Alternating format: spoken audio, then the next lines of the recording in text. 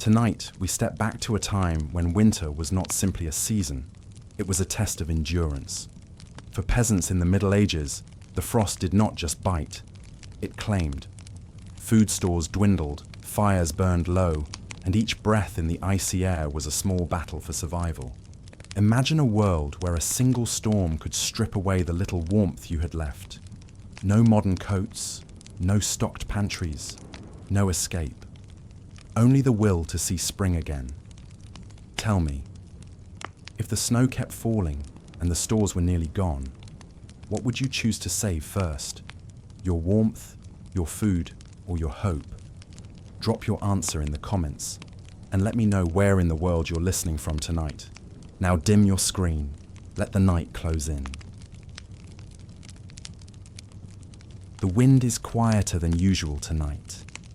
It rustles through the trees at the edge of your village, coaxing the last of the golden leaves from the birch branches. You sit outside your small hut, bundled in a thick woolen shawl, feeling the first bite of cold against your cheeks. It's late autumn now, and the warmth you once took for granted lingers only at midday. The sun, when it rises, floats low across the sky, pale, thin, like a dying ember. You're used to discomfort. Life in your village has never been easy. But this part of the year, it carries a different weight. An ancient collective memory shared in whispers by the fire, of snow that fell for weeks, of frost that crept under doors, of empty pantries and sunken eyes. You remember the old woman who said, "The winter tests the living. Not all pass." Still, tonight it's not quite cold. There's still time. You watch the smoke curl from your chimney, disappearing slowly into the darkening sky. The fire inside burns low, fed with the last of the chopped alderwood. There'll be more to gather tomorrow. For now, you let the moment stretch. A rare, quiet evening. A rooster clucks softly in the distance. A child laughs near the edge of the lane, muffled by wool and dusk. Your hands rest on your knees, dry and calloused from the harvest. The memory of the fields, tall with barley and rye, is already fading. The grain has been threshed and stored. The root cellar holds what it can: parsnips, cabbages, onions sealed in mud, and a small bundle of leeks hanging from twine. It's not much, but then again, it never is. Could you imagine waking in a hut like this, with frost on your blanket? The night deepens. One by one, the hearths of your neighbours begin to glow from within. Thin beams of candlelight leak through wooden slats, casting shadows that flicker like ghosts on the snowless ground. The village is not large, perhaps 20 families, most of whom you've known since childhood. You can almost name each of them by their coughs, their footsteps, the rhythm of their chopping wood. Your own hut, humble and draughty, sits near the edge of the commons. Beyond it, the land dips slightly toward the river. In summer, the children wade there, catching minnows with pale fingers. But now, even in late autumn, the river smells colder, slower. You suspect the ice will come early this year. Inside your hut, the firewood stack is low, perhaps 2 days' worth if you're careful. You'll need to venture deeper into the woods tomorrow. That thought presses against your peace, but not sharply. Not yet. A small pot of gruel still simmers inside, kept warm over the coals. Oats boiled with goat's milk. A dash of salt if you're lucky. Your stomach stirs as the wind carries the scent toward you. You're not starving, but hunger is never far. It lives like a guest in your ribs, always watching. A twig snaps behind the hut. You turn slowly, not with alarm, but with curiosity. Perhaps a fox, or the neighbour's lean dog, sniffing for scraps. In the countryside, Sound travels differently, gentler, longer, through the stillness of dusk. Your thoughts drift to winter last year, when the snow fell and fell, piling higher than the fence posts. When you woke one morning to find the door frozen shut. You remember burning straw to keep the fire going. You remember your fingers, wrapped in linen, trembling. You shake the memory loose. That was then. This is now. The air grows colder by the minute. Dew begins to collect on the grass, catching what little moonlight escapes the gathering clouds. The smell of damp earth rises, rich, heavy, and familiar. You've known it since your first steps on this land. Tonight, before sleep, you must mend the hole in your left boot. A small thing, but important. Snow finds even the smallest opening, and once your toes are wet, it's hard to come back from that. You rub your thumb along the worn leather now, feeling its thinness, the stretched seams. The fire crackles once, then settles. A log shifts inward with a gentle sigh. You take that as your cue and rise slowly, joints creaking in protest. The world is quieter than ever now. No wind, no birds, no voices. Just the hush of the in-between. The season's last breath before the plunge. You step inside, closing the wooden door behind you. It doesn't latch well, so you place a stone at its base. The warmth inside is modest, not enough to remove your shawl, but it greets you like an old friend. The hearth glows orange. Your sleeping mat lies near it, layered with wool and straw. Above you, herbs dry from the rafters, sage, thyme, a touch of chamomile. Their scent comforts you more than food sometimes. You stir the pot, take a slow sip. The heat spreads through your chest, anchoring you. Outside, the wind picks up again, soft, steady, circling the hut like a lullaby. You sit beside the fire and begin to sew, the needle clumsy in your hand. The leather resists you, but you are patient. Winter rewards patience.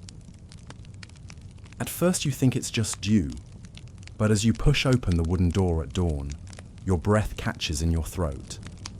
A thin white shimmer covers the ground, soft, sparkling, like powdered glass dusted across every surface. The grass blades are stiff and brittle beneath your feet. The thatch of the neighbouring roof is pale at the edges. Even the handle of your water bucket has a frosty sheen. The first frost has come. It arrived without warning, slipping in quietly during the darkest hours of night. The fire inside your hut had burned low by then. You'd felt the chill creeping through your blanket, the way your breath curled into little clouds as you turned in your sleep. Now, with the sun barely risen, the village looks still and silvery. There's a hush in the air. No one stirs yet. Even the crows in the ash tree seem hesitant to call. You wrap your shawl tighter and step outside. Each footstep crunches faintly on the frozen earth. The path to the well glistens, a narrow ribbon leading between familiar fences and garden beds, now stripped of colour. The frost has drawn patterns on every cabbage leaf and beetroot top, lacy veins of white that make the mundane look magical, just for a moment. You draw water from the well, the rope stiff and creaking. The surface of the bucket ripples slightly, but there's no ice on it yet. Not this morning. That will come later. Carrying the bucket back, you pause at your small garden patch. It won't survive much longer. You stoop to check the last of the kale, leaves curled tightly like fists. They're tougher than most, but even they won't last under snow. You pluck a few and tuck them into your apron pocket, just in case. Smoke begins to rise from a chimney nearby. Old Marta, perhaps, always the first to wake, her joints aching with the change in weather. Soon others will follow. A rooster crows, hoarse and delayed, as if even he feels reluctant to greet the cold. The wind smells different now, crisper, more metallic. It carries the scent of earth turned hard and air gone sharp. You wonder if the snow will come this week. You always hope for more time, but winter does not wait. Back inside your hut, the fire has dwindled to embers. You add a few small sticks, blowing gently until the coals glow brighter. The flames rise slowly, licking at the bark. Warmth returns to the room in waves. You set the bucket down and begin to prepare the morning meal. There's a little barley flour left, enough for a few oatcakes. You mix it with cold water and a pinch of salt, shaping the dough in your hands, pressing it flat. On the hot stone by the fire, it sizzles softly. The smell is nutty and comforting. As you eat, you watch your breath curl again in the air. Not enough heat in the room yet. You pull your shawl higher, over your head, and rest your back against the wall. The fire cracks gently beside you. Could you imagine this? A world where every morning starts like this, where warmth is something you build, not something you own. Later in the day, you'll need to gather more wood. You'll go to the edge of the forest with your old hatchet, searching for dry branches and wind-fallen limbs. The deeper woods hold better fuel, but also more danger. Wild boars sometimes roam there, hungry and bold. And once, a few years ago, a boy from the village vanished between the trees. So you'll stay near the edge, careful, listening, watching for birds that scatter too quickly, for rustles in the underbrush. But that's later. For now, the warmth of the fire slowly seeps into your limbs. Your toes thaw. Your fingers tingle. The oatcakes sit warm in your belly. The hut creaks softly, shifting as the frost outside begins to melt. A drop of water falls from the edge of the roof, splashing gently onto the packed dirt below. The first frost is always like this, beautiful, quiet, and faintly ominous. It carries no malice, only memory of what it foretells. You glance at your boots. The hole is mended, mostly. You run your fingers over the stitching, nodding slightly. That too will need testing. There's a knock on your door. Slow, soft. You open it to find Tom, the miller's son. He's younger than you, with straw-coloured hair and cheeks pink from the cold. Father says the stream's thinning, he mutters, holding a wooden bowl. Says the wheel might stop turning in a week. You nod, filling his bowl from your bucket. It's a small thing, water, but in frost season, everything small becomes precious. He thanks you and runs back down the path, breath trailing like smoke behind him. You watch until he disappears, then close the door. The fire pops again, a single, bright sound. You gather your cloak and satchel. It's time to fetch wood. You step back into the cold, breath steady, eyes clear, ears open. The frost has spoken. Winter is truly near. The forest waits just beyond the ridge. It's not far, perhaps half an hour's walk from your hut, if you take the path that skirts the sheep pens and cuts through the stubbled barley fields. The grass there still bears traces of frost, crunching gently underfoot. The sky is a pale, unblinking blue, not cheerful, just cold. You carry your hatchet in your belt, its worn wooden handle warm from your touch. A sack slung over your shoulder sways as you walk. It's patched and frayed, but strong enough to carry a day's load of firewood. Around you, the village is stirring. A woman leans over a bucket, scrubbing clothes in the icy water, steam rising from her breath. Two children chase a rooster between the huts, their laughter strangely bright in the brittle morning air. But your eyes are on the edge of the trees.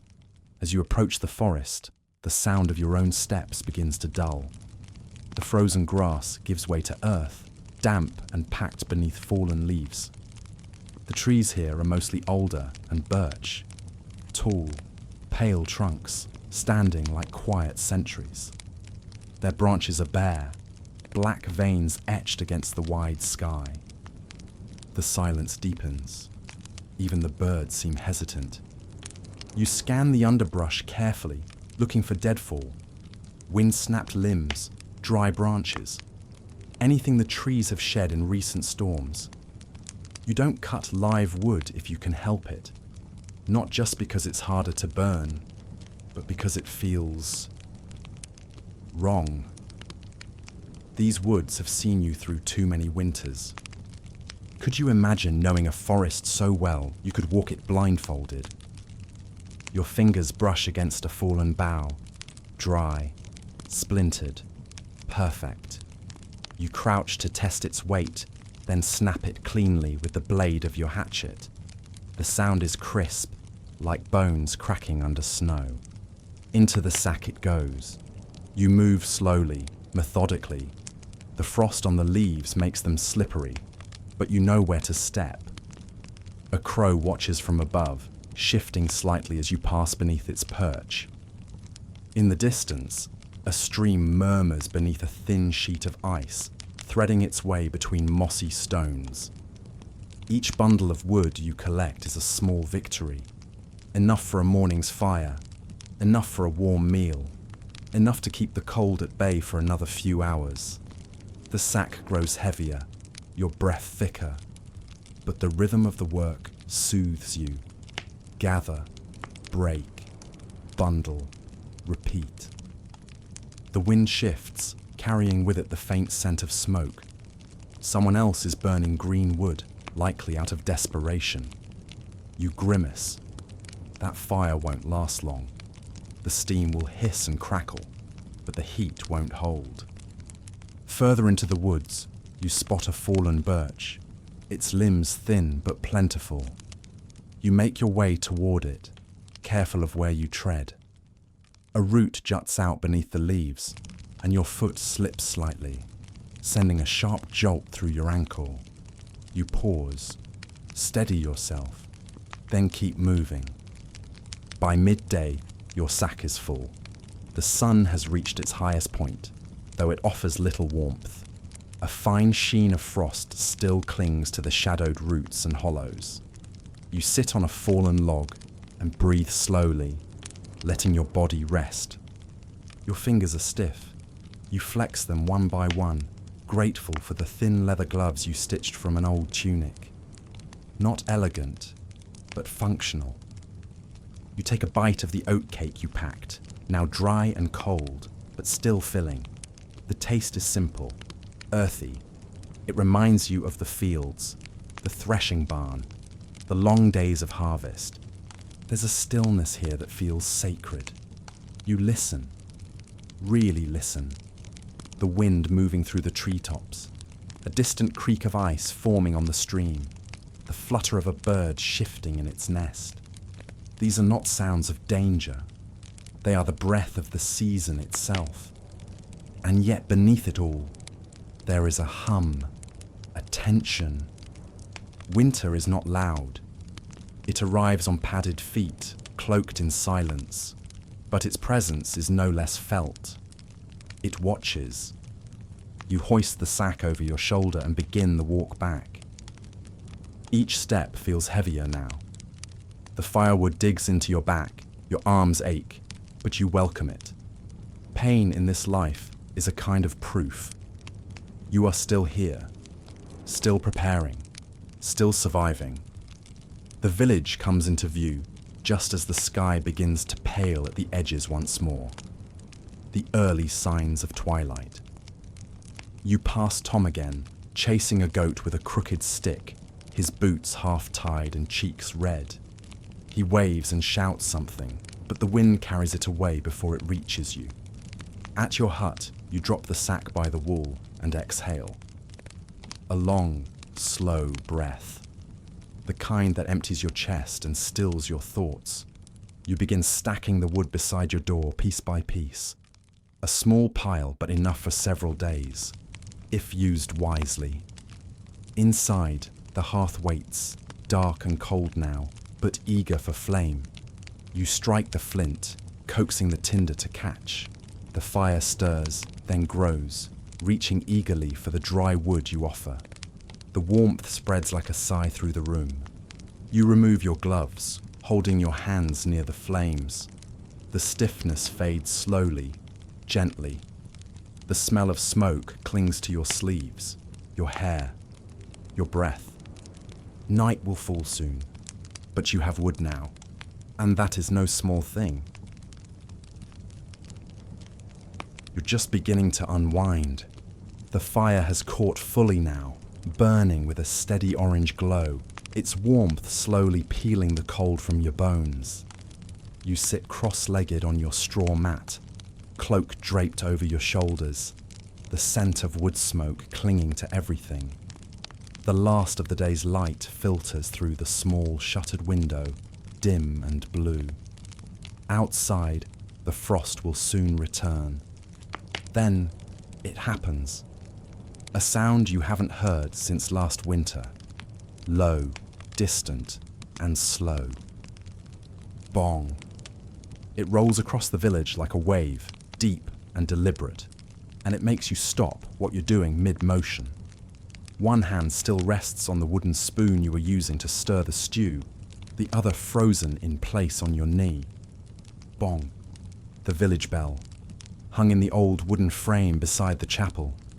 It isn't used often. It's not for marking time or prayer, not anymore. It only rings for one of two reasons: danger or death. You rise slowly, cloak falling around your shoulders like a second skin. You step outside, and the cold greets you again, more sudden now after the fire's embrace. Breath fogs the air. The bell tolls a third time. You aren't the only one listening. Figures begin to emerge from huts all along the lane, cloaked, wrapped in wool, heads turning toward the sound. No one speaks yet. Only the bell speaks. Could you imagine what it must feel like, knowing that each toll might be someone you know? You begin walking toward the center of the village. The chapel is there, small, timber-framed, with a moss-covered roof and frost along the sill. The bell hangs above it in a rickety frame that leans slightly to the west, battered by countless storms. A small crowd is already gathering, neighbors, friends, faces marked by cold and concern. Old Marta holds her shawl tight under her chin.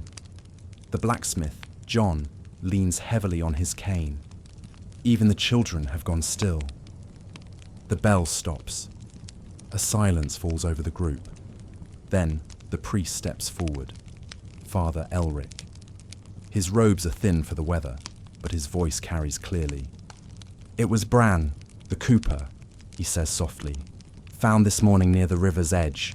Frostbitten. He didn't come home last night." A murmur runs through the crowd. Someone gasps. Bran was quiet, but kind. A good man. You think of his wife, Marjorie, and their two small sons, both with golden curls and runny noses. You saw them just yesterday playing near the well. Father Elric continues. "We'll bury him in the chapel ground tomorrow, before the freeze deepens." And that is that. No long ceremony. No wailing or weeping. Just a solemn truth spoken aloud, and a community that receives it like one breath. The crowd begins to scatter. One by one, they slip back toward their huts. Slower now, more thoughtful, the cold sharper somehow. You linger. At the edge of the chapel yard, a row of stones rises from the ground, crooked and mossy. You count them silently, your eyes pausing on each name you remember. Too many winters, too many losses. You think of the frost this morning, how beautiful it looked, and how silently it took Bran in the night. The forest, the cold, the silence. None of it cruel on purpose, but indifferent, unmoved. You make your way back home under a sky turning violet. The moon has risen, a pale arc peeking through torn clouds. Stars are starting to blink awake above you. Inside the hut, the fire is lower now, but still burning. The smell of stew has thickened. Root vegetables and barley, simmered long and slow. You ladle it into a wooden bowl and eat in silence, thinking of Bran, of his sons, of the cold waiting outside your door. You add another log to the fire, watching the flames respond with a soft whoosh of life. There's no panic in the village, no frenzy, just that slow, solemn understanding. Winter has begun to take its toll, and it's only just arrived. You wrap yourself in your cloak and lie down on the straw. The fire crackles beside you. Wind whispers at the walls. Somewhere far off, a dog barks once, then falls quiet. The bell no longer rings, but its echo lingers. Could you hear it still? The fire has burned down again. You lie half asleep on your mat, listening to the soft hiss of steam rising from damp logs. The stew bowl rests empty beside you. Shadows flicker on the low ceiling, stretching and curling like ghosts on the timber beams. Outside, the wind is rising, not fierce, but persistent. It presses gently at the door, finds its way through the chinks in the wall, and sighs through the thatch like an old song. It carries with it the smell of pine smoke and something colder still. The scent of snow not far off. Then, a knock, not loud, not hurried. Just 3 slow taps on the wooden door, spaced out and patient. You sit up, heart ticking a little faster. Few come calling after dark in winter, not without cause. You pull the cloak tighter around your shoulders and rise, walking softly across the packed dirt floor. You open the door, and there, wrapped in a rough cloak of fur and linen, stands a woman you haven't seen in nearly a year. Her name is Isla. She looks older somehow, not aged but weathered.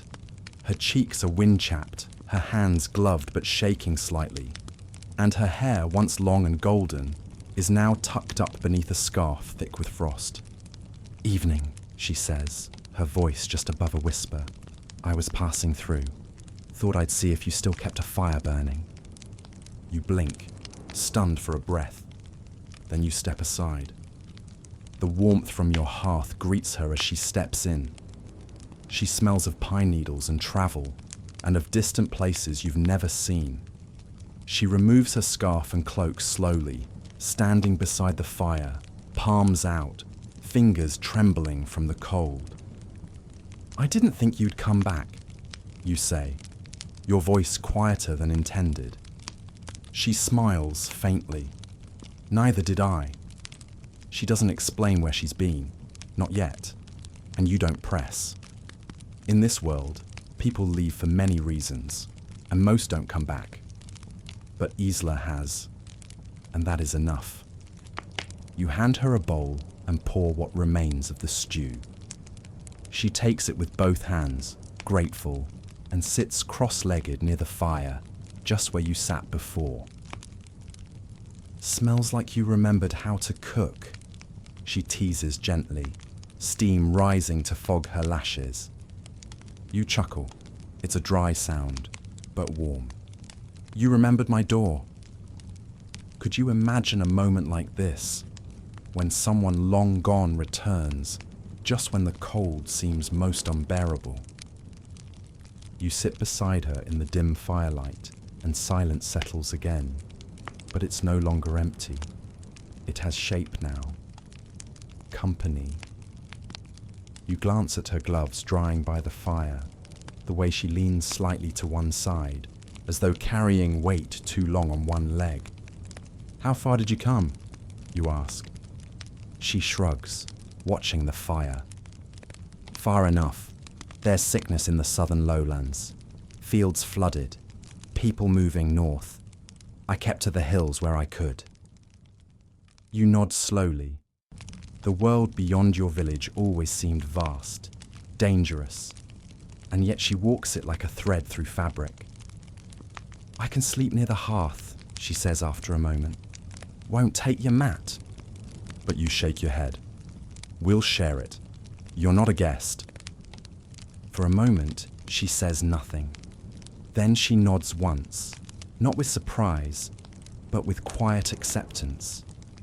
You rise to fetch extra blankets. The thickest is made of woven wool and rabbit fur, a gift from Marta long ago. It smells of cedar and long storage, but it's warm. You spread it beside the fire while Isla removes her boots. Her socks are wet through, and her toes pale from the cold. You add another log to the hearth. The room is filled with the sound of crackling flames and distant wind. You settle in beside her, wrapped in shared warmth, and feel the kind of peace that winter almost never allows. I passed by the old mill, she murmurs suddenly, her voice thick with memory. It's collapsed now. You nod. Last spring's flood. She exhales slowly. Time moves strange. You don't reply. Instead, you close your eyes, listening to her breathing beside you. Slow, steady, easing now that she's warm again. Outside, the snow has begun to fall.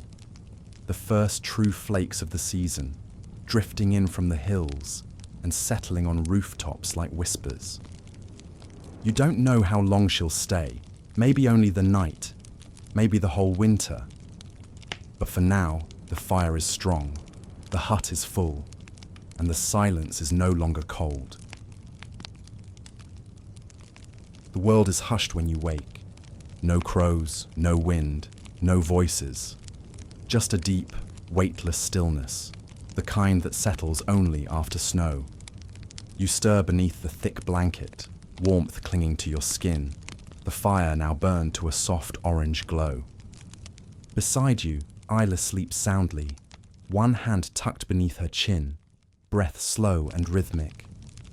In the quiet, she looks like someone you remember from long ago, but softer now, the edge worn down by time and frost. You rise carefully, letting her rest, and pad to the door. It creaks open, just a little.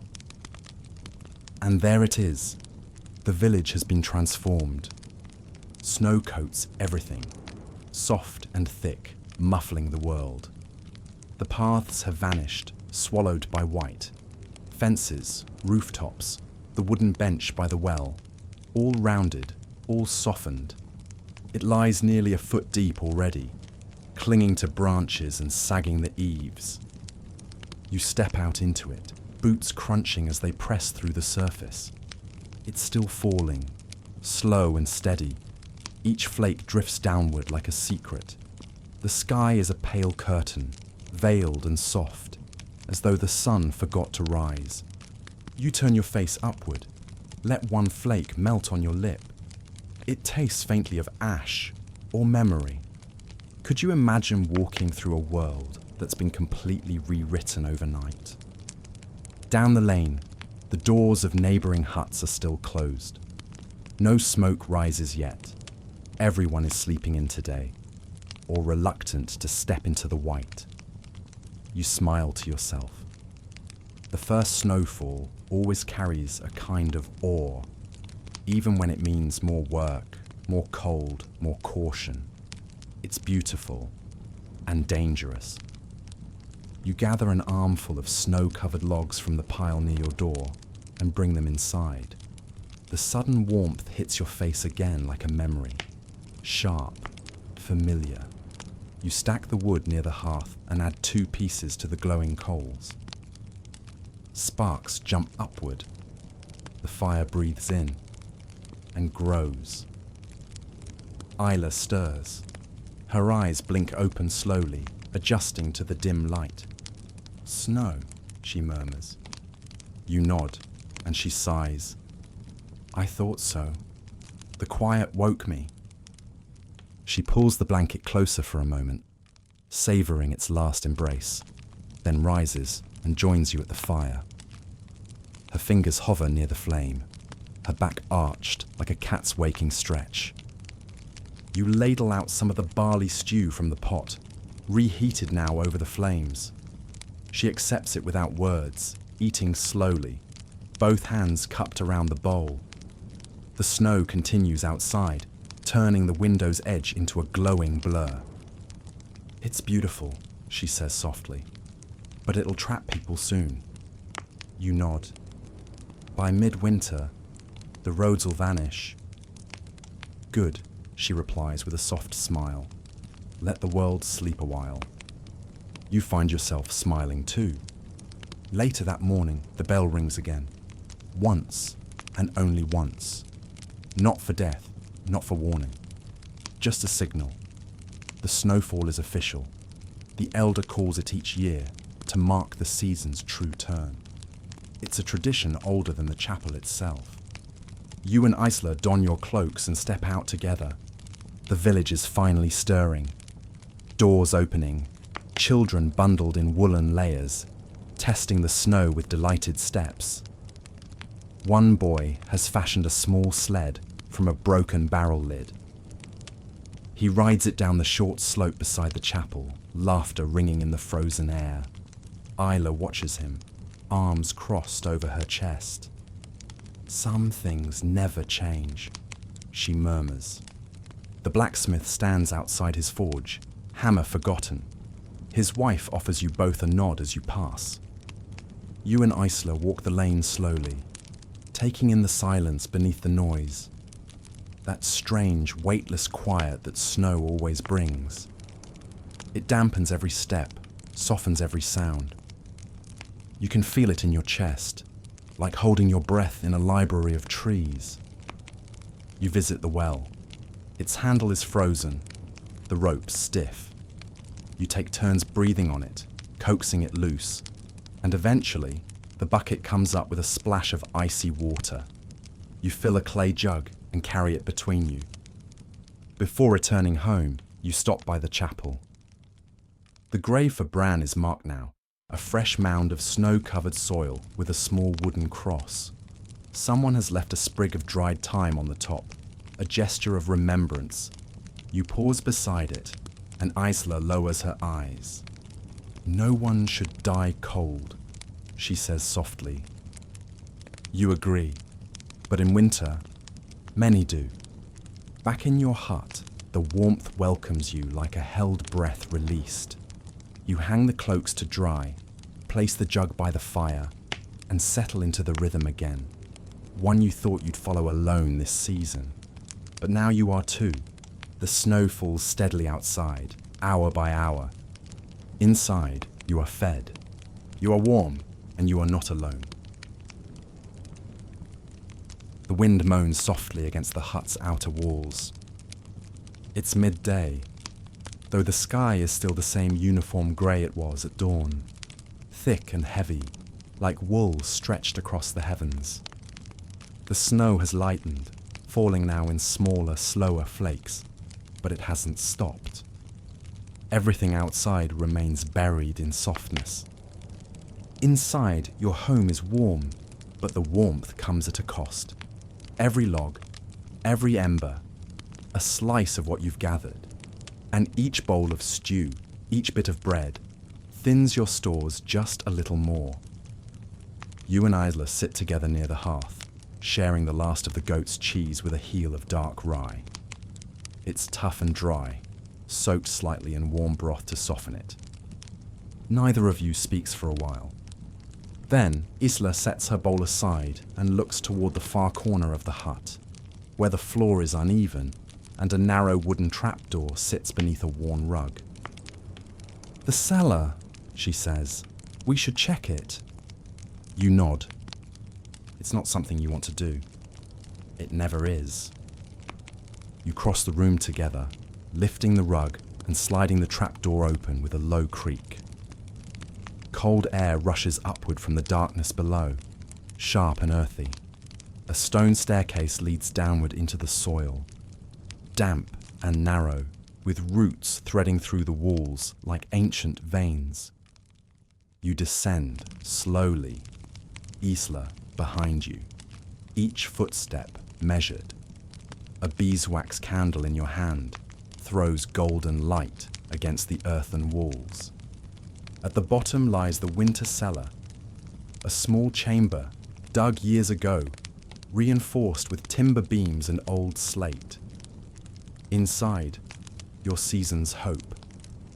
You scan the shelves. There's not much. Barley flour, one sack half full, a handful of smoked fish wrapped in cloth, a jug of pickled onions, a basket of shriveled apples, most bruised but still edible, 2 jars of beans, a small wheel of cheese, but worst of all, the salt. You open the old clay pot and peer inside. Just a dusting remains, a quarter of what it should be. You run your finger along the rim, not enough to last the month, not with preservation needing it. You look to Isla. She reads the answer in your eyes before you speak. "We'll have to stretch it," she says. You nod. "No more for trade," she sighs. "Roads are sealed. Wagons won't come till thaw." You kneel and begin organising. The pickled onions will keep for a few weeks more. The dried herbs still hang above in the rafters, but seasoning is a luxury now. Each pinch of salt must be thought through, rationed like fire. You tie off the cheese and return it to the cool ledge. Could you imagine this? A winter where a spoonful of salt is worth more than silver. When the cellar is sorted, you rise and ascend the stairs again, candle flickering with each breath. Back in the main room, you place the trapdoor gently shut and set the rug over it again. The hut seems smaller now. The fire, though steady, feels less like comfort, more like appetite. It devours what you've gathered. Time moves in burnings and boilings. Everything becomes measure and subtraction. Isla kneels beside the fire and stirs the pot slowly. "We'll need to stretch the broth," she murmurs. "Maybe boil some of the bones again. Pull out what's left." You nod, staring into the flames. Later that day, a knock comes at the door. Gentle, careful. It's John, the blacksmith's son. He's young, tall, with hands like tree roots. He stands there with a bundle of leather strips and a sheepskin pouch. "Father says you still mend boots," he says. You blink, then gesture him in. He removes his boots at the door, cracked, wet, and worn through. You inspect the seams by the firelight, while Isla brews a tea of dried nettles and mint. "We've little to pay," John says, "but we've got turnips. Dried." You nod. It's more than enough. Trade has shifted now. Coins no longer matter. Value lives in what warms, what fills, what lasts. You mend the boots as best you can, hands steady, Isla humming faintly behind you. John sips the tea without a word. He's tired. Everyone is tired. When he leaves, he presses the small sack into your hand. "God keep you," he says simply, then vanishes into the snow. You open the pouch. 4 dried turnips. A treasure. As night falls again, the wind sharpens, rattling the thatch like a warning. You and Isla eat in silence, broth thin but hot. You take only 1 pinch of salt between you. 1 pinch. The fire is low, but you do not feed it yet. You wait. You listen. Outside, the village curls tighter under its blanket of snow and waits for spring. But spring is far away. The fire has dwindled again. You sit in the stillness of early dawn, wrapped in your cloak, stirring the coals with a long iron rod. Isla sleeps nearby, her breathing soft and even beneath the heavy wool blanket. The scent of ash and mint still lingers from last night's tea. The hut is cold, but not yet bitter. Outside, a pale silver light filters through the slats in the shutters. You rise, gently, careful not to wake her, and move toward the door. The handle is cold to the touch, colder than yesterday. The kind of cold that bites through your gloves and into your bones. You lift the latch, and the snow greets you. It fell again through the night, quietly, but deeply. Another layer added, smoothing everything into softness. The woodpile is half buried now. The garden fence looks like it belongs to a painting, half forgotten and muted by white. But it's not the snow that makes you pause. It's the tracks. There, just beyond your threshold, a set of footprints. Not yours, not Isla's. Something else. They begin at the edge of the woods and lead up the lane, winding slowly past your door. They're narrow, close together. The stride light, almost delicate. You kneel down, examining them closely. Too small for a man, too deep for a bird. Could you imagine the stillness of dawn being broken only by a trail of silent prints in fresh snow? You stand, heart steady, gaze following the trail. It leads toward the chapel, then veers sharply down past the old mill ruins. There are no return prints, only the one path, like a needle through white linen. You wake Isla. She dresses quickly, eyes focused as she peers out from behind the door. "Vox?" she asks. You shake your head. Too straight, too careful, and it paused by the chapel. Together you follow the tracks. The snow creaks under your feet. That slow, sinking sound of pressure on fresh crust. The prints are oddly regular, human, perhaps. But without shoes, you can see the shape of toes, bare feet. It doesn't make sense. No one walks barefoot now. Not in this cold. Not unless... You don't finish the thought. You pass Tom's hut. He's chopping wood with stiff arms and sharper eyes, the pile already nearly as tall as he is. He doesn't see you.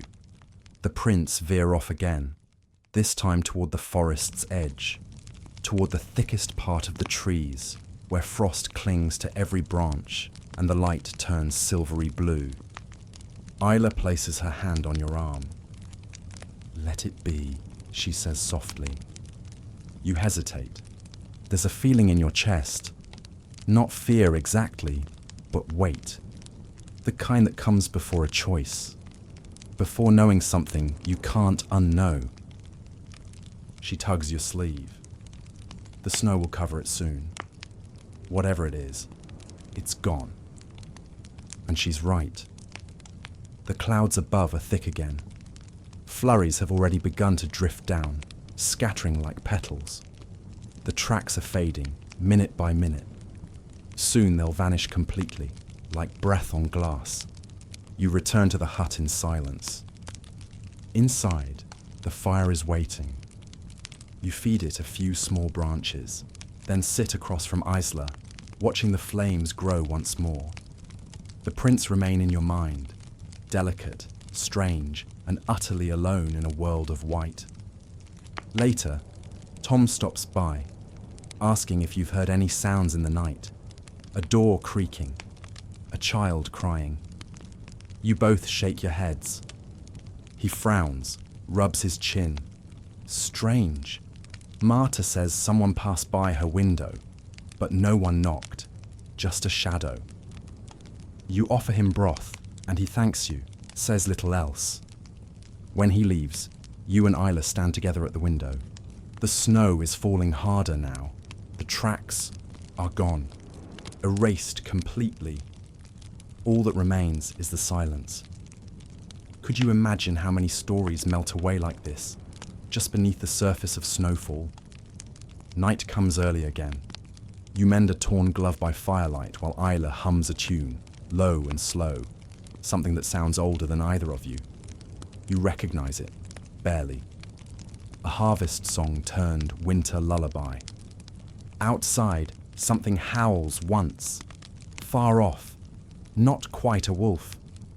But then silence returns, and the snow falls on, and the fire burns, and you are here. It's just after midday. The sun hasn't risen far, only enough to dust the snow with pale gold. You and Isla step outside into air that feels sharper than the day before. The sky is clear at last. No flurries, no wind, just silence and stillness and light glinting off every surface. The snow crunches differently today. Drier, louder, as if even the cold has grown brittle. You're both wrapped tight, wool and fur layered until you walk like bundled ghosts. You carry your sack, hatchet, and a woven basket. Not for wood this time, but water. Or at least, ice. You're heading toward the river. The thought came to Isla first, as she stirred the coals this morning, her breath clouding the air. If the top's frozen hard enough, she said, we might be able to cut ice. Store it for later, maybe break through for fresh water. Better than the well. You'd nodded. You remember last winter, how the well froze for 3 days straight, how the bucket rope cracked in your hands from the cold. So now, you walk together down the slope past the chapel, through the line of bare ash trees, toward the river's bend. And then you see it. The river is frozen solid. From bank to bank, a sheet of white-grey ice stretches ahead, smooth in some places, dusted with powdery snow, and jagged in others, where small cracks catch the light like threads of glass. The current beneath has fallen still. No birds, no tracks, no sound. Could you imagine such a hush? A river gone quiet, holding its breath beneath its own skin. You approach the bank carefully. The edge is dusted with reeds, stiff and bowed under the snow's weight. Isla steps first, testing the surface with her boot. It doesn't crack, doesn't bend, just holds. You follow her, one step at a time. The cold here feels deeper. Not just air, but ancient cold. Water-remembered cold. The kind that sleeps beneath the earth and rises only in deepest winters. You walk slowly toward the center. Then, kneeling, Isla brushes away a layer of snow and taps the ice with the flat side of your hatchet. The sound is clean, a hollow echo, deep and round, safe. You both kneel now, and she draws her small carving knife from her belt, begins chipping. Bit by bit, you work in turns, one breaking the surface, the other watching the trees. Each stroke is rhythmic, meditative. The ice chips fly in crescent shapes, glittering briefly before melting against your gloves. Finally, with a sharp crack and a long breath of silence, a hole opens. You wait. Then water, black and still, appears in the circle. She dips a cup in, lifts it carefully, steam rising as it touches the cold air. You test it. Cold but not foul. Clean. You both exhale at the same time. A small victory. You fill the jug first, then cut a few slabs of ice and place them carefully in the basket, wrapping them in thick cloth. They'll be kept in the coldest part of the cellar, used sparingly. For medicine. For storage. For those days when warmth fails. As you work, you catch sight of something upstream. At first, it seems like nothing. A bundle of brown against the bank. But then it shifts. You and Isla both pause. Watch. Wait. It's a deer. Thin, ribs faintly showing. One hoof trembling on the river's edge. It lowers its head to sniff at the surface, wary of the ice. A flick of its ears. A slow step. Then, In a flash of pale movement, it turns and vanishes back into the trees. Gone. You both stand there, quiet, unsure whether to feel relief or hunger. She says nothing. Neither do you. You finish packing the basket, then turn back. The walk home is slower. The light is already fading, though it's only mid-afternoon. Shadows stretch long across the snow, and the trees seem to lean in closer with every step. When you reach the hut, the fire is low. You feed it carefully. You place the ice in a cloth-lined corner, tucking it away like treasure. Isla pours the fresh water into the clay jug. "Better than the well," she says softly, her voice tired but firm. You both sit beside the hearth again. The kettle begins to steam. A tea of dried nettles and sage fills the room with earthy scent. Later, as dusk bleeds into true night, you write a single word into the wooden beam near the door, carved softly with the tip of your knife.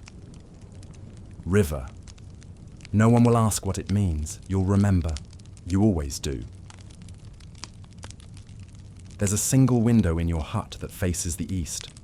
Each morning, when you rise to stir the coals and feel the air for snow, you glance toward it, and beyond, toward a flicker in the distance. One small glow, high in a crooked window. It's always there. Even before the bell rings, or roosters stir, before boots crunch fresh snow, or doors creak open, her candle is already lit. She's called the Candle Keeper. You don't know if that's her real title, or if it's something the village whispered into being over time, but it fits. Everyone knows who she is, the silent woman at the far end of the path, who lives just past the alder grove in a narrow, slate-roofed cottage tucked between snowdrifts and bramble. No one visits often. She rarely speaks. But her candles burn night after night, season after season. Today, you and Isla are walking to her. The wind is low, carrying little more than stillness and distant smoke. The snow has settled once more, shallow drifts where wind swept across open ground, deeper folds near fences and gates. It clings to branches now in perfect quiet, a fragile embroidery of frost. You carry a small bundle in your satchel, dried herbs, a handful of smooth river stones, and a folded scrap of beeswax cloth. It's not much, but trade is never expected at her door. It's simply polite. Isla walks beside you, silent, her hands tucked deep into her sleeves. The sky is blue today, not bright, but open, and the sun is a faint white disk, watching from behind sheer clouds. When you reach the edge of the grove, the trees press close. Alder branches arch overhead, bare but lovely, creaking softly as the wind slips through. Then, there it is, the Candle Keeper's cottage. Smoke curls from the crooked chimney, and through the single round window, as always, the flicker of golden light. You knock, softly, 3 times. The door creaks open almost instantly. She stands in the doorway, small, hooded, face lined and calm. Her eyes are the colour of moss beneath ice. She says nothing at first, just looks from you to Isla, and then nods once. She steps aside, and you both enter. The air inside is warmer than expected. Not hot, not smoky, just gently infused with beeswax and wool and the faintest trace of lavender. Every shelf, every corner, every ledge is lined with candles. Some are tall and thin, others round and stubby, some in clay pots, others in horn cups, some poured into driftwood hollows, all of them flickering softly, as if whispering secrets in low flame. You breathe it in, the quiet, the warmth, the golden dance of light on timber. Could you imagine such a room, where flame lives like breath, moving, flickering, constant, She gestures toward a bench. You sit. Isla reaches into the satchel and offers the bundle, herbs, stones, and cloth. The woman accepts it with a nod, pressing the stones to her cheek one by one as if remembering each. She moves to a shelf and selects 2 candles. One is short and wide, poured into a clay bowl. The other is tall, wrapped with a twist of dried ivy. She hands them to you. Her fingers soft, movements careful, reverent. "Midwinter," she says quietly, her voice dry as linen. The tall one burns through the longest night. The small one, when someone is gone. You and Isla exchange a glance. You nod your thanks. She walks you to the door. Before you step out, she places one more item in your hand. A pouch, light, wrapped in oiled cloth. "For the cold," she murmurs. You tuck it away. Outside, the snow has stilled again. The wind has died. The path home stretches ahead, glowing faintly in the late afternoon light. As you walk, Isla glances back once. She never forgets, she says, and you believe her. Back at the hut, you place the candles carefully on the mantel above the fire. The small one to the right, the tall one to the left. They flicker gently in the growing twilight, casting golden shapes on the wall. You open the cloth pouch. Inside, a bundle of spruce resin, crushed dried ginger root, and a bit of pine ash. Medicinal. Healing.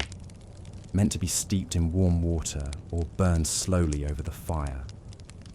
Isla adds a pinch to the kettle, and soon the hut fills with a new scent. Deep, clean, calming. You sit together near the hearth, the 2 candles watching from above. And for the first time in days, the silence inside your home feels like a gift, not a weight.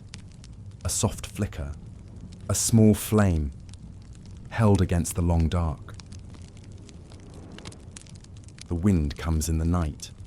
You wake to the sound of it, not a howl, not a wail, but something lower, deeper, like breath caught beneath the beams, circling, pressing, whispering. The thatch above your head creaks, a sound as old as the hut itself. You lie still for a moment, eyes open, watching the flicker of candlelight dance across the rafters. One of the new candles burns low near the hearth, the wide one in the clay bowl, gifted by the candle keeper. Its flame shivers but does not go out. Beside you, Isla shifts beneath the blanket, her hand brushing yours. "Storm," she murmurs. You nod, though she can't see you. It's not snowing now, not yet, but you can feel the change in the air. The wind moves with weight, brushing against the door like a hesitant knock. The shutters rattle faintly. The fire flickers, curls lower, then steadies again. You rise and move to the door. There's no need to open it. You know what's out there. A sky boiling with unseen clouds. A wind strong enough to carve shapes in drifts. To bend trees. To find every crack in every wall. You press your palm to the door's wood. It's cold and faintly trembling. You add another log to the fire. The flames rise with a slow whoosh, licking upward with hunger and light. Isla sits up now, rubbing her eyes. She glances at the window, then at the beam above the door, where snow sometimes sneaks through when the wind is strong. "We should pack the edges," she says softly. You nod again, and together, in silence, you begin. You take down the old rags, the dried moss wrapped in linen, the bits of twine. You press them into the seams of the walls, the corners, the window frame. Hands moving steadily, practiced, sure. The wind hisses. Could you imagine living in a place where you can hear the storm think? When the work is done, you sit again by the hearth, both of you breathing more slowly now. The heat curls outward, warming your hands. your cheeks. But the wind presses on. It claws gently at the hut, like an old thing with nowhere else to go. Ela begins to hum, low and soft, a tune without words. You know it. A cradle song, a rhythm from her mother's voice, passed down in winters past. It fills the room like light. You close your eyes and listen. In the corners of your mind, the wind becomes other things. A father's laughter, a child's footsteps, the rustle of barley before harvest. Sounds that live in memory now, folded into the storm. You remember a winter long ago. You were younger, smaller. The storm that year came early, sudden. The snow buried the roofs in a single night. And the wind, it was worse than this. You remember the door wouldn't close. The fire nearly went out. And your mother, her hands shaking as she wrapped you in every scrap of wool she owned. You remember her voice. Just wait out the wind. That's all. It always passes. It did. It always does. Isla leans her head against your shoulder now, the hum fading into breath. The candle above the hearth flutters once, then stills again. Outside, something shifts. A knock, not the wind, not the roof. You both freeze. Another knock, 3 taps, deliberate. You rise slowly. Who comes in the storm? Isla whispers. You pull the door open just a crack. And there, dusted in snow, eyes wide and white with cold, stands Tom's little sister, Wren. She can't be more than 8. Her cloak is too thin. Her hands, bare. Her cheeks red and raw from wind. She says nothing. You pull her in. The door slams behind you with the next gust. You wrap her in a blanket, press her close to the fire. Isla kneels beside her, whispering soft comforts. Wren's lips move. Tom's hurt, she says, voice cracking. The woodpile fell. He can't walk. He told me to run. He said I'd find the warm house, the one with light. You and Isla exchange a glance. The tall candle. It must have shone through the storm. You nod once. You look toward the door.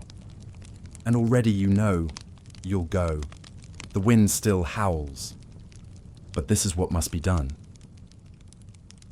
The wind greets you like a hand across the face, sudden, unkind, unforgettable. You brace yourself against the force, cloak wrapped tightly around your shoulders, fur collar pulled high. The snow is no longer soft. It flies sideways now, biting at your eyes, your skin, your breath. You hold your arms close, step slowly, carefully, each foot planted with thought, each moment measured. Behind you, Isla tends to Wren by the hearth, wrapping her in warmth and whisper. But she had looked at you before you left, not with fear, but with faith. You do not take a lantern. It would blow out in minutes. You walk by memory, by feel, by the subtle shifts in slope and sound that only those born to this land truly know. The snow wraps around your legs, past your knees in places, drifting against your boots. It presses inward like a tide. The path ahead is invisible, but your feet remember. Could you imagine walking into a storm with nothing but memory and will to guide you? You pass the chapel, just a vague shape now in the curtain of white. You count steps. Whisper turns to yourself, eyes nearly closed as the wind roars. You keep walking. The cold has changed. It's no longer just outside you. It's begun to slip in, beneath the gloves, past the seams, into your elbows, your jaw. You clench and unclench your fingers, trying to feel them, keep them alive. Then, at last, you see it. a shape in the snow, half covered, still. You hurry forward, heart pounding. It's Tom, collapsed beside the woodpile behind his hut, buried halfway in drifted snow, a broken branch across one leg. His eyes flutter when you speak his name. His lips are blue. You kneel beside him. The wood has trapped his leg, not crushed, but heavy. You lift it carefully, shifting the load, using your body weight. It takes everything in you, but it moves. Slowly. He groans. He's alive, but barely. You don't speak. No time. No words needed. You pull him upright, sling one of his arms around your shoulder, and together, dragging, half carrying, you begin the walk back. The wind does not ease. Each step is a battle. You sink, you stumble, but you do not stop. You lean forward, eyes nearly shut, the path marked only by hope and guesswork. Tom breathes heavily. His words slur. You whisper to him. Stories, songs, anything to keep him awake. You tell him about the fire, about the candle, about the tea Isla is steeping, about Wren, safe and warm and waiting. And you keep moving. Minutes stretch like hours. Then, through the snow, the glow, a flicker of gold in the distance, the candle. You head straight for it. The hut appears suddenly like a ship from fog. You slam your fist on the door, once, twice. It opens, and warmth explodes into your face. Isla grabs Tom from you. You both drag him in. Wren cries out and runs to him. He mumbles her name. Isla lowers him to the mat by the fire, checks his foot, wraps it, feeds him broth. You collapse, not in pain, not in despair, in relief.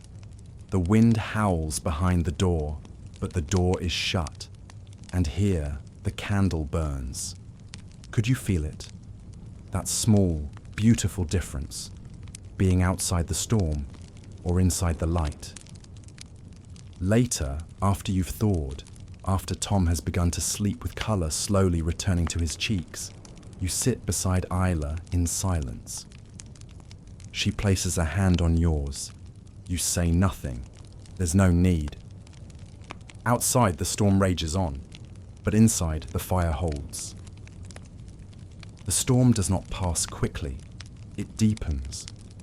By nightfall, the wind has turned from a voice to a roar. It presses against the hut in waves, like a tide made of air and sound. The thatch strains, the shutters rattle. Snow hammers sideways against the walls with each burst. Inside, the world is a different place. The fire is high now, stacked with fresh wood, its light dancing wildly across every corner of the hut. Shadows shift and leap along the beams. The tall candle from the candlekeeper burns steadily beside it, its flame long and silent, like a watchful eye. Tom sleeps near the hearth, his foot elevated, wrapped in thick wool and old linen. His breathing is steady now. Wren sits beside him, clutching a wooden spoon like a doll, her eyes wide and uncertain but calm. Isla tends to them gently, refilling the stew pot, tucking Wren's hair behind her ear, humming now and then.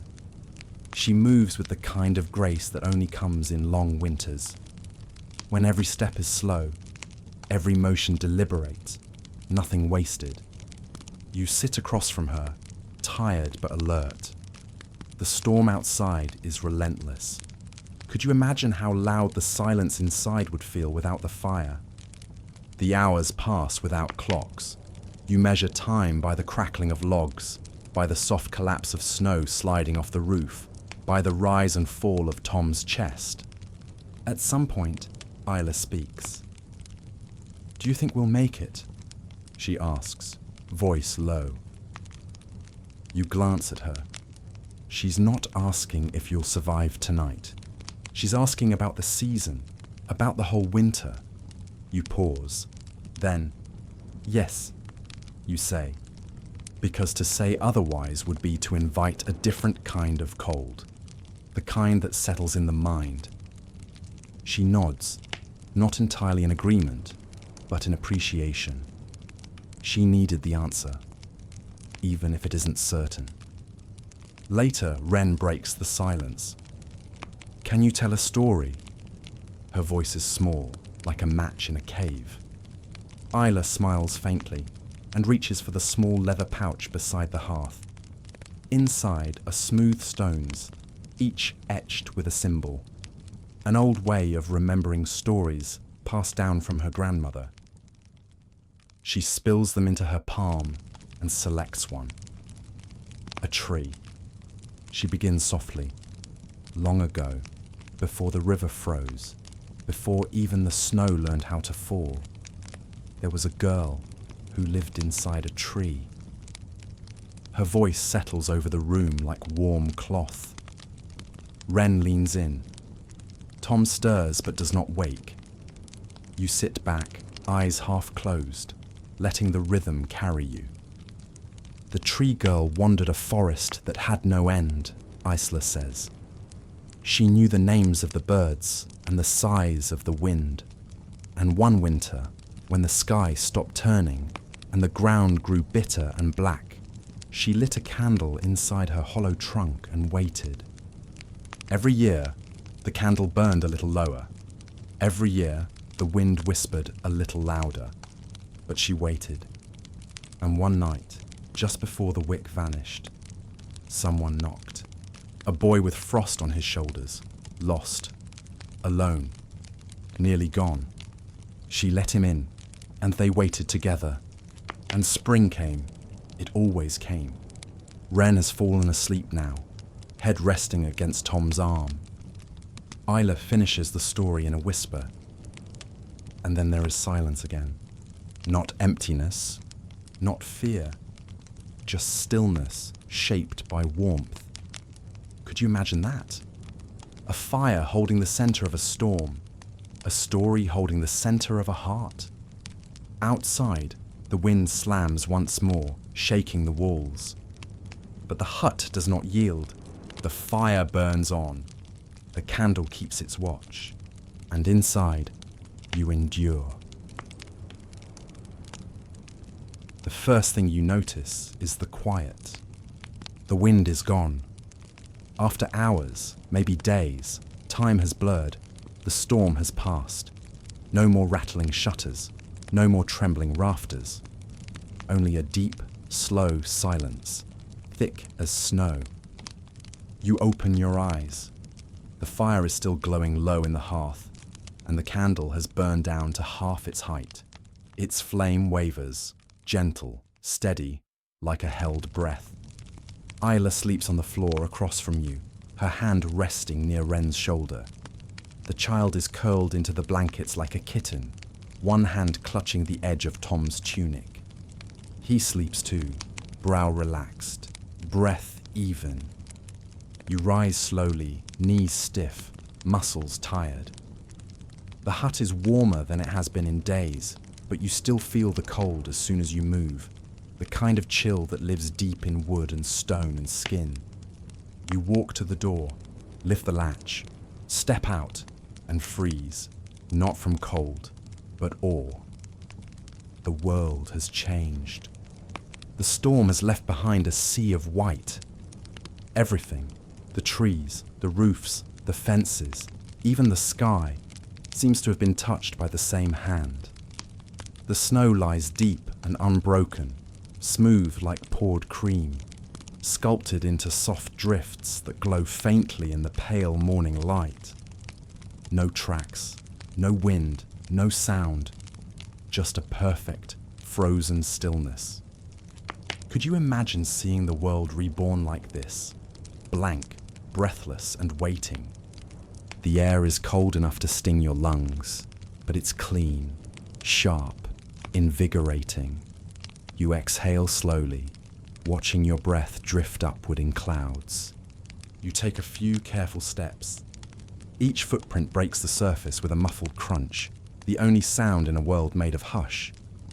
You pass the firewood pile. half buried. You'll need to dig it out later. You pass the well. The rope is stiff, the bucket half frozen in place. That too can wait. You walk toward the village centre to see if others have stirred, and one by one, they do.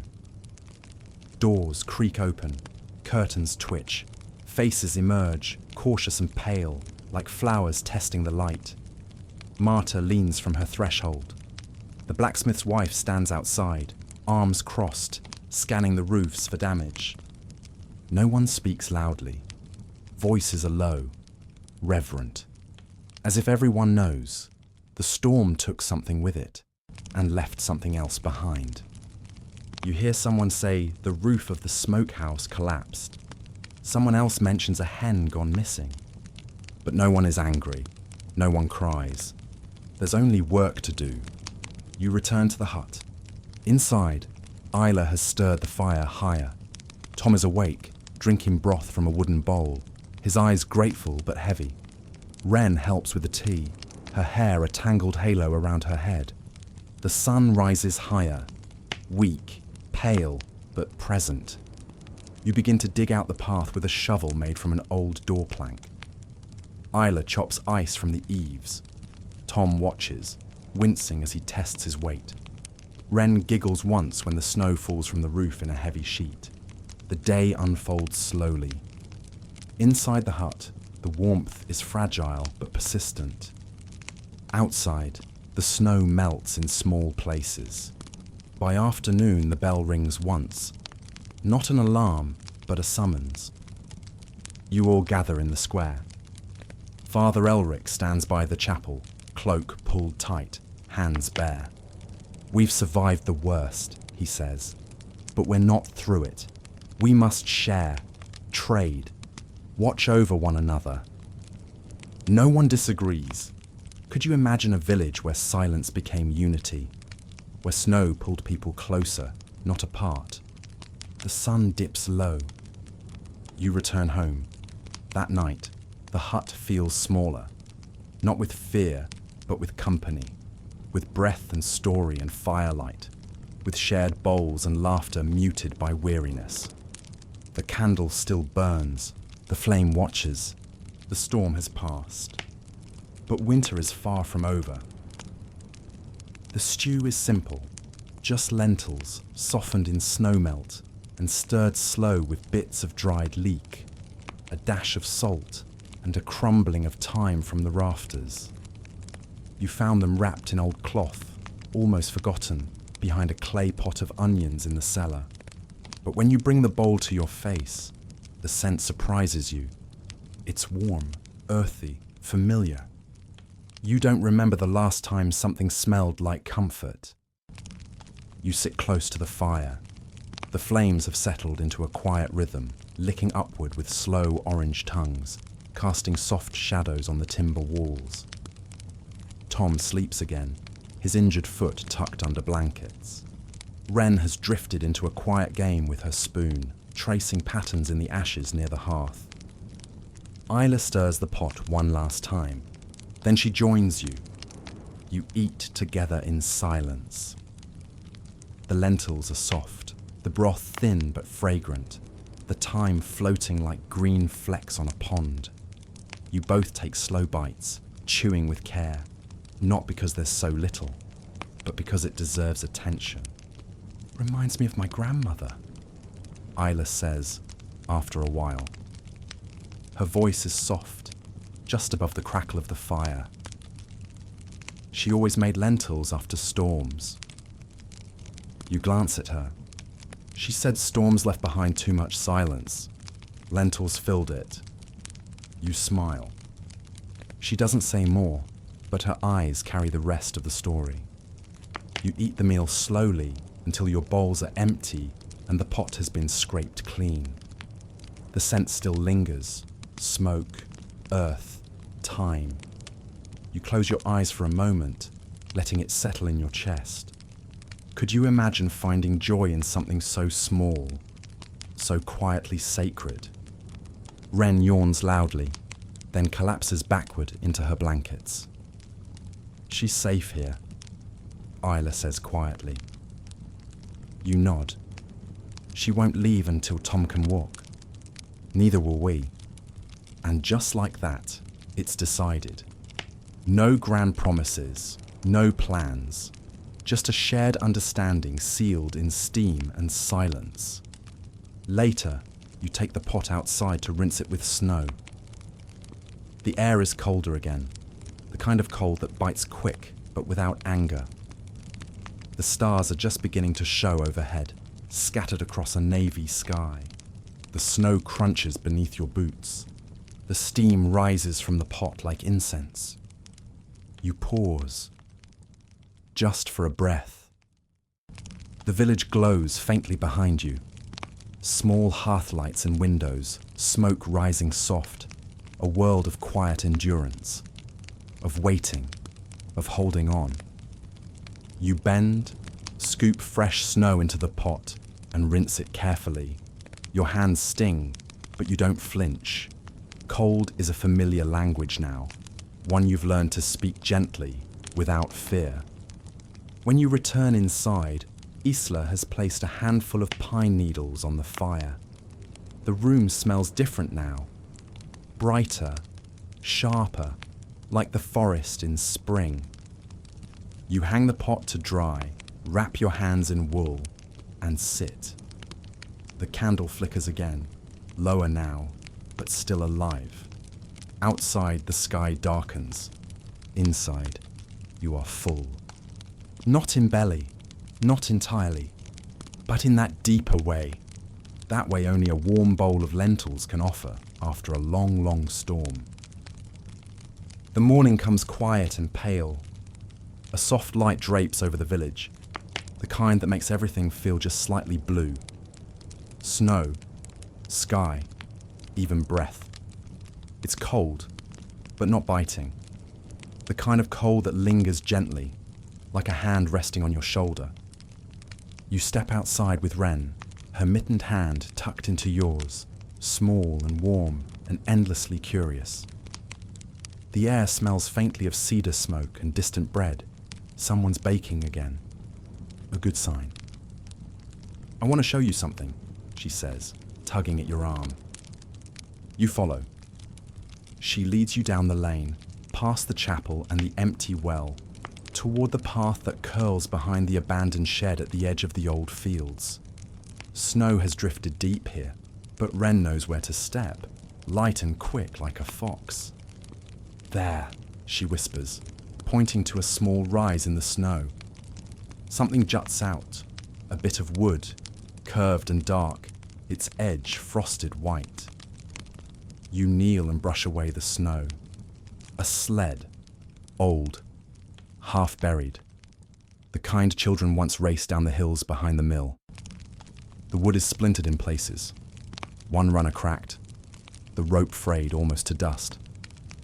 But it's still here, still holding its shape. Wren crouches beside you, her eyes wide.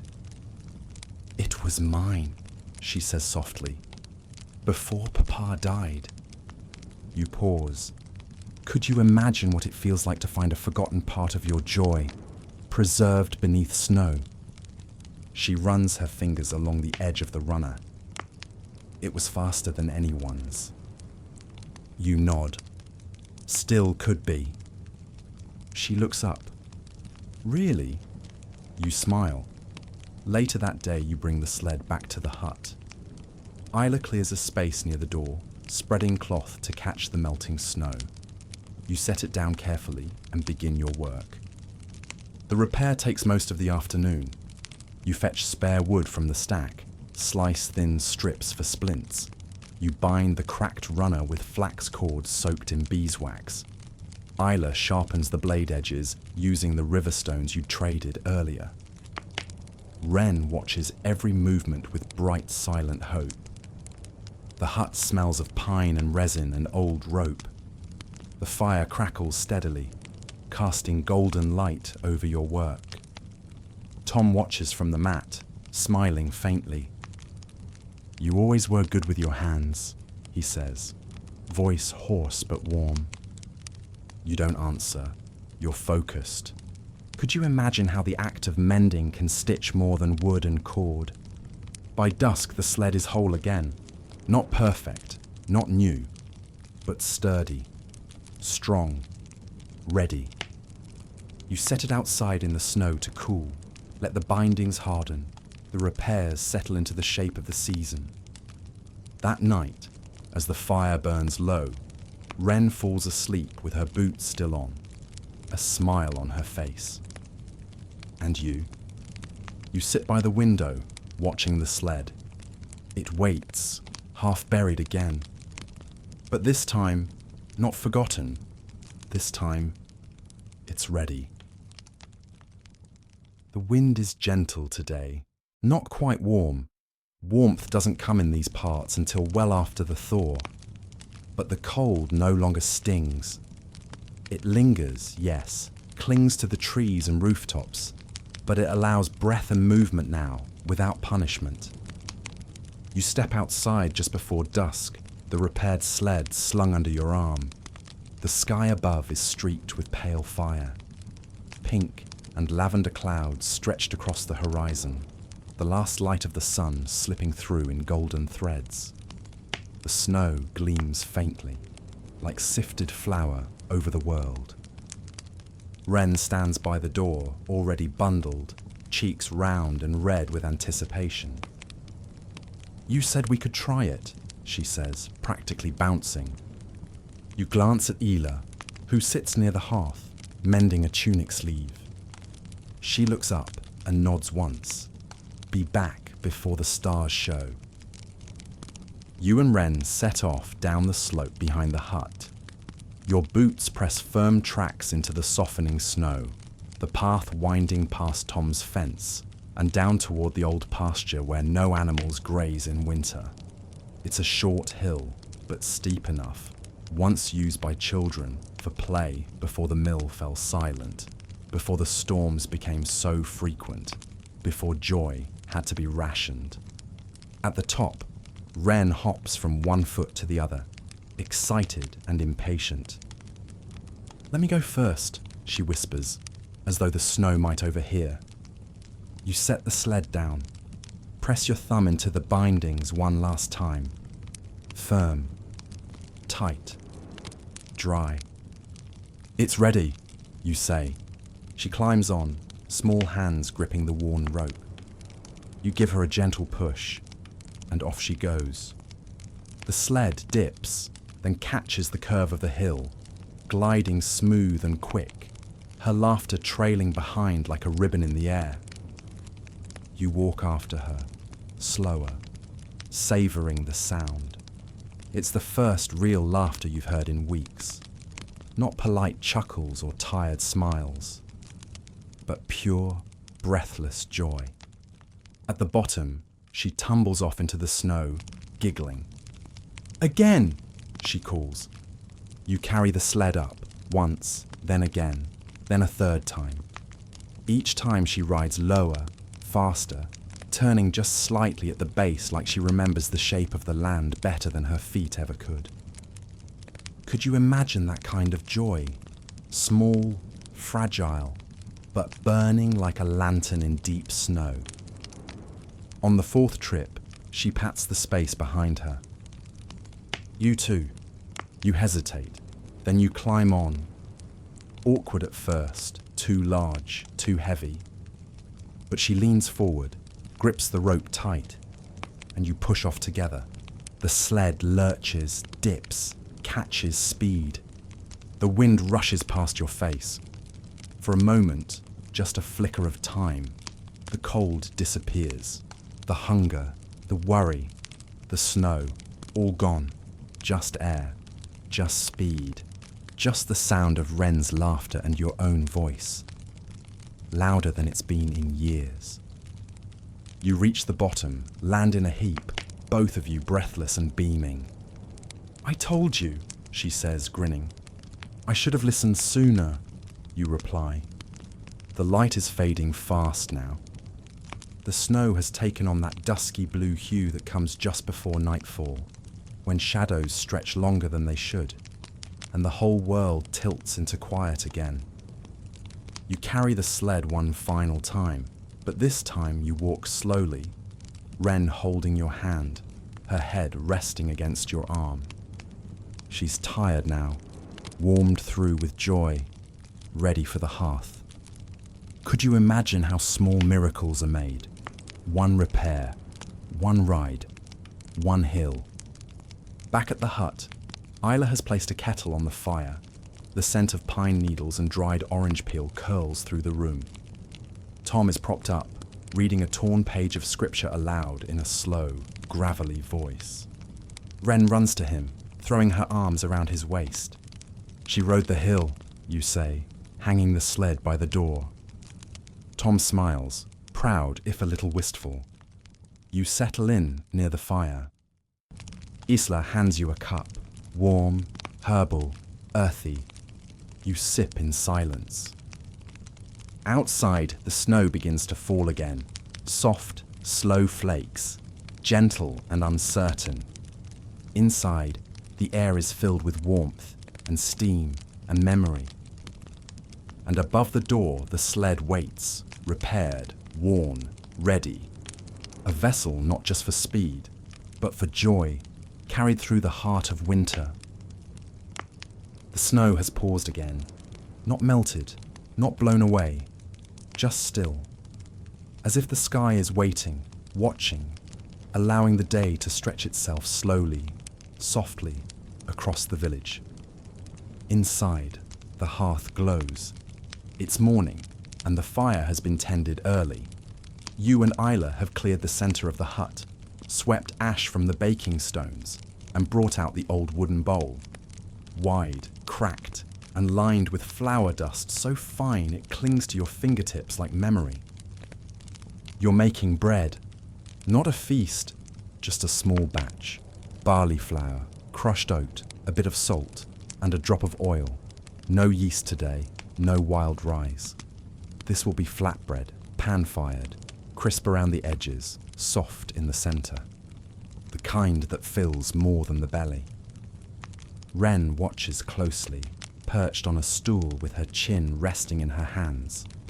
She's quiet today, not somber, just thoughtful.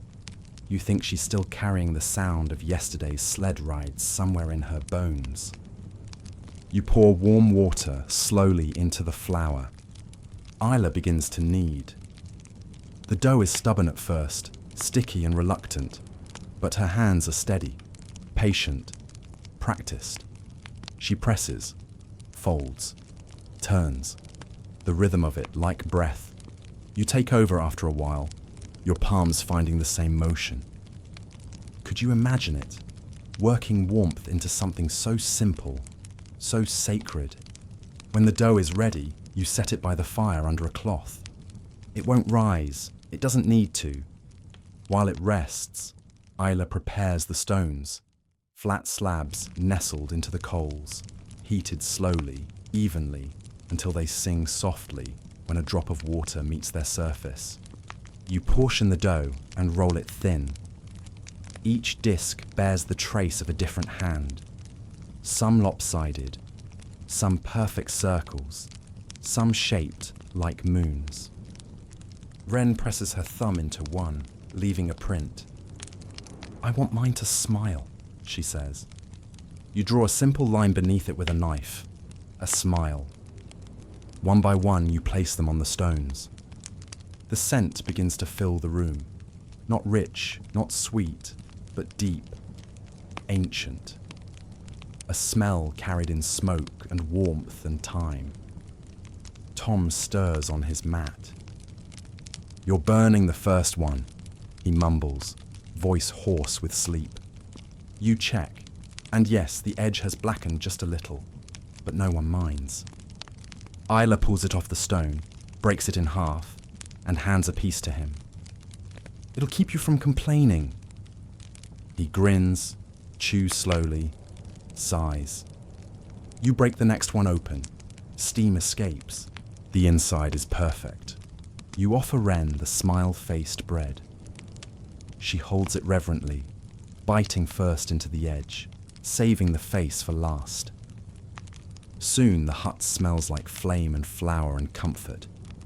Could you imagine a room warmed not just by fire, but by something made with your own hands? You all eat in quiet rhythm. No feast, but full. Tom tells a story, half truth, half myth, about a travelling baker who once fed a whole village with a single round of dough, stretched thin as paper but baked on 7 stones at once. Wren giggles, her mouth full. You remember something your mother once said. Bread is proof we're still here. You believe her more now than ever. After the meal, you save the crumbs, sweep the stones clean, fold the cloth back into the basket. Wren helps, serious in her duty. The snow has started again, lightly.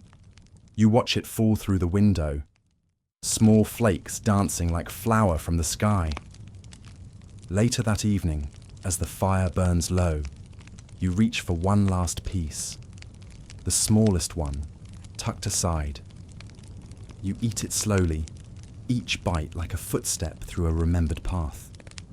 And for the first time in a long while, you don't feel hungry, not in the way that empties, but in the way that fills. It starts with a flicker. You're sitting near the hearth, feeding the last of the dry bark into the fire. Outside, the snow falls again, fine and steady, covering the footprints you and Wren made just hours earlier. The candle burns low above the mantel, its light softening every edge in the room. Isla is mending Tom's spare tunic. Wren has fallen asleep beside him, her small fingers curled around the hem of a blanket.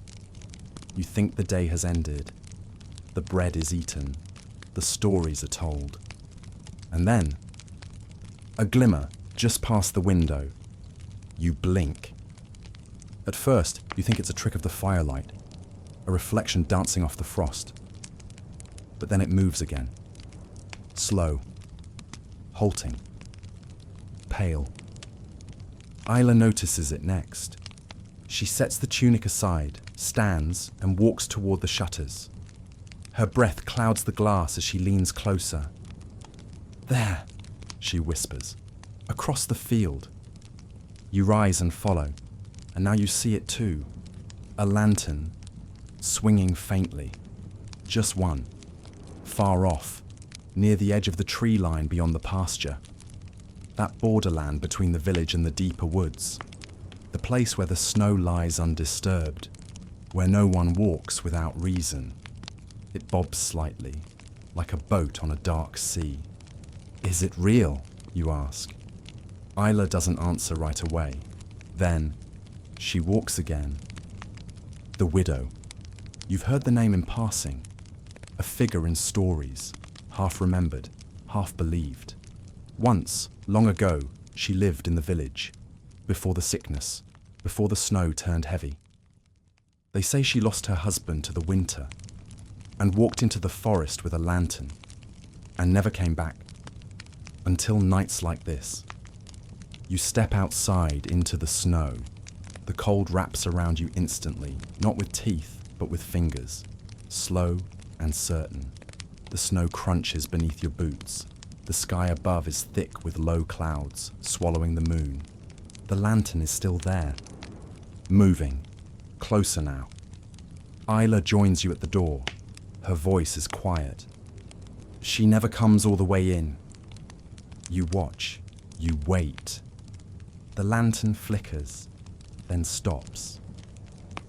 For a long moment, it stays perfectly still. And then, just as quietly, it turns and disappears back into the trees. You stand there long after the light has vanished, listening, feeling. But nothing comes. Could you imagine that? A light in the dark, not threatening, not welcoming, just watching. You return inside. The fire has dimmed. You stoke it gently, feeding it slivers of kindling. Tom stirs. Did you see her? You nod. Wren is still asleep, unaware. She walks every few years, Tom mutters, eyes half closed. Always when the winter's worst, looking for someone who's gone. Isla crouches near the fire, her hands wrapped around a mug of weak tea. She doesn't call out, she says. She just waits for someone to follow. You don't know what you believe, but the snow feels heavier now. That night, you place extra wood near the hearth, close the shutters tighter, and hang one of Isla's herbs above the door, juniper, braided with red thread. Just in case. Could you imagine how many names winter has? Frost, silence, memory, widow. You lie down near the fire. The wind outside returns, but softer now. Not howling, not sharp. Like breath. And though you try to sleep, the flicker stays with you. That strange, small flame, wandering the snow. The sun rises slow and pale. It peers through a break in the clouds like a hesitant guest. Not quite golden, not quite warm.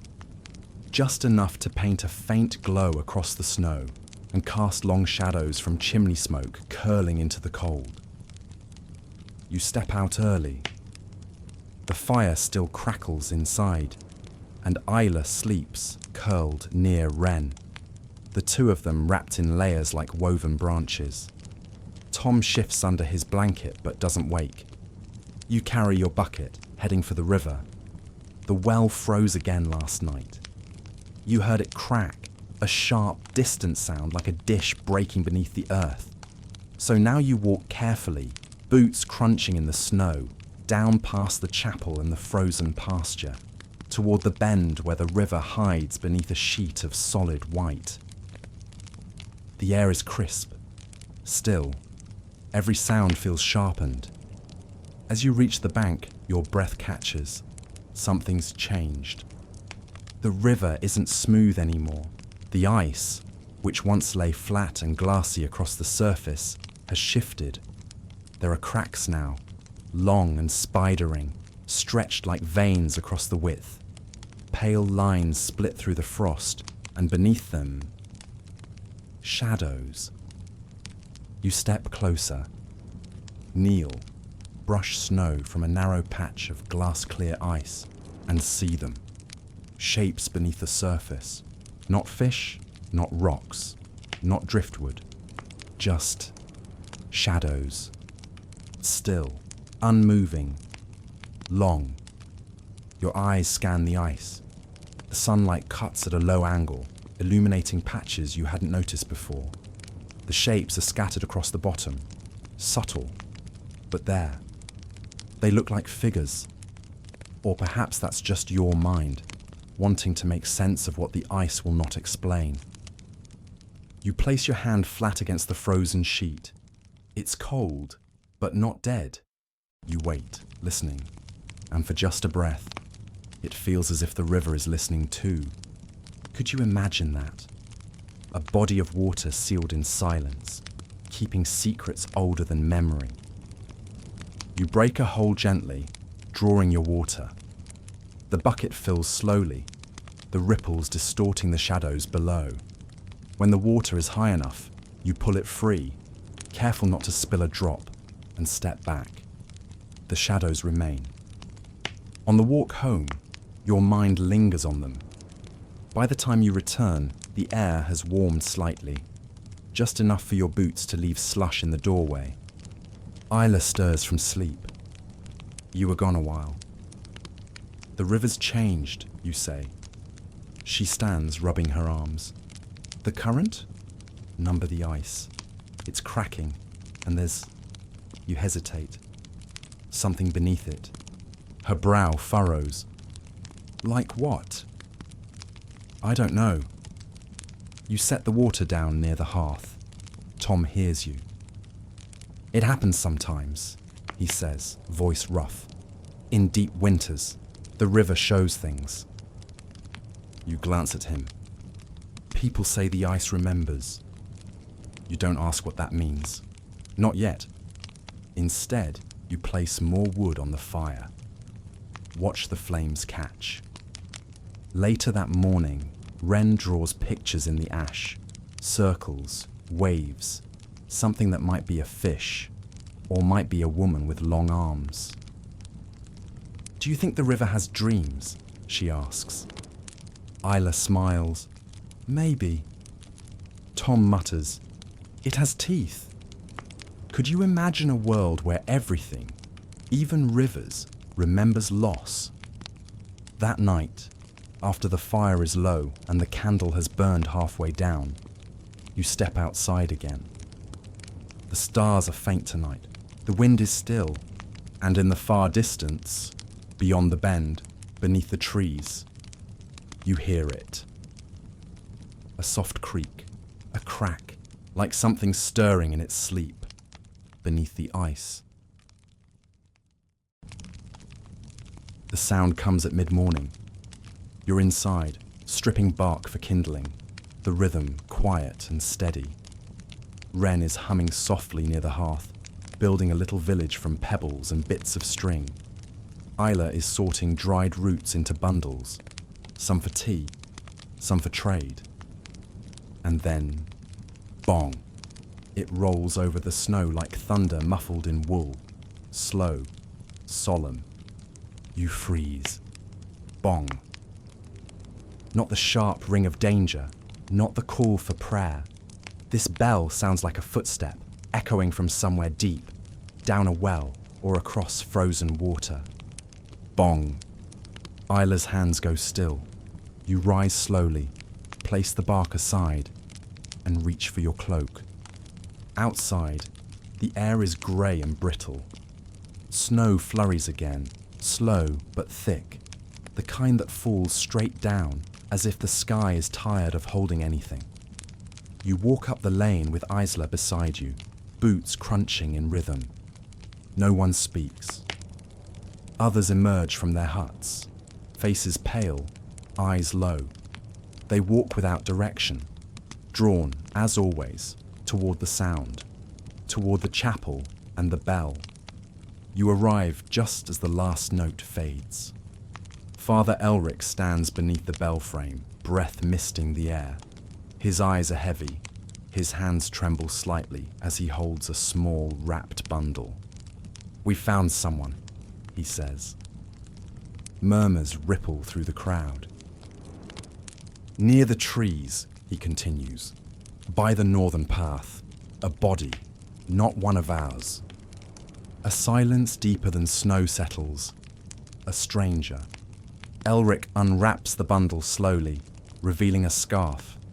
Pale grey, stitched with a symbol near the edge. A leaf, or maybe a feather. It's not a local weave.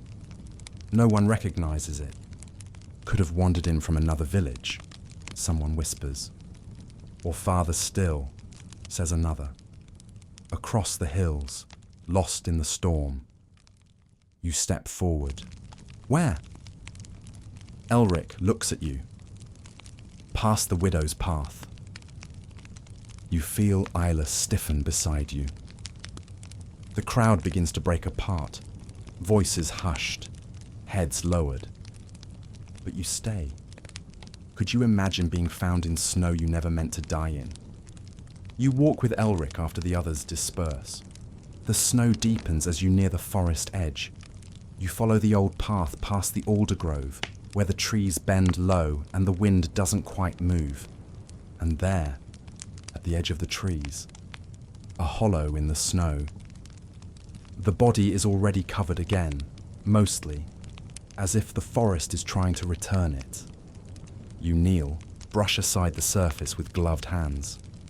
A young man, barely 20, eyes shut, lips blue, face calm in a way that feels strange, as if he laid down, not fell.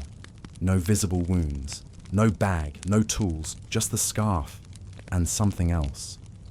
A small tin pendant around his neck, pressed against his skin, shaped like a lantern. You and Elric exchange a glance. "He's one of hers," the priest says quietly. "From the ones who walked with the widow." The phrase is old, It belongs to a story, one barely spoken now, of people who followed that faint light, disappeared into trees, and returned only as whispers. You take the pendant, wrap it carefully, tuck it into your satchel. Back at the village, the bell remains still. The scarf is hung on the chapel door. A sign and a question. You return to the hut. Isla meets your eyes. Gone? You nod. Wren doesn't ask. Tom watches from his bed, silent. That night, as the fire burns low and snow drifts again across the door, you think of the scarf. The symbol stitched near the edge. You run your finger along the wooden beam above your sleeping mat, tracing the word you carved weeks ago. River.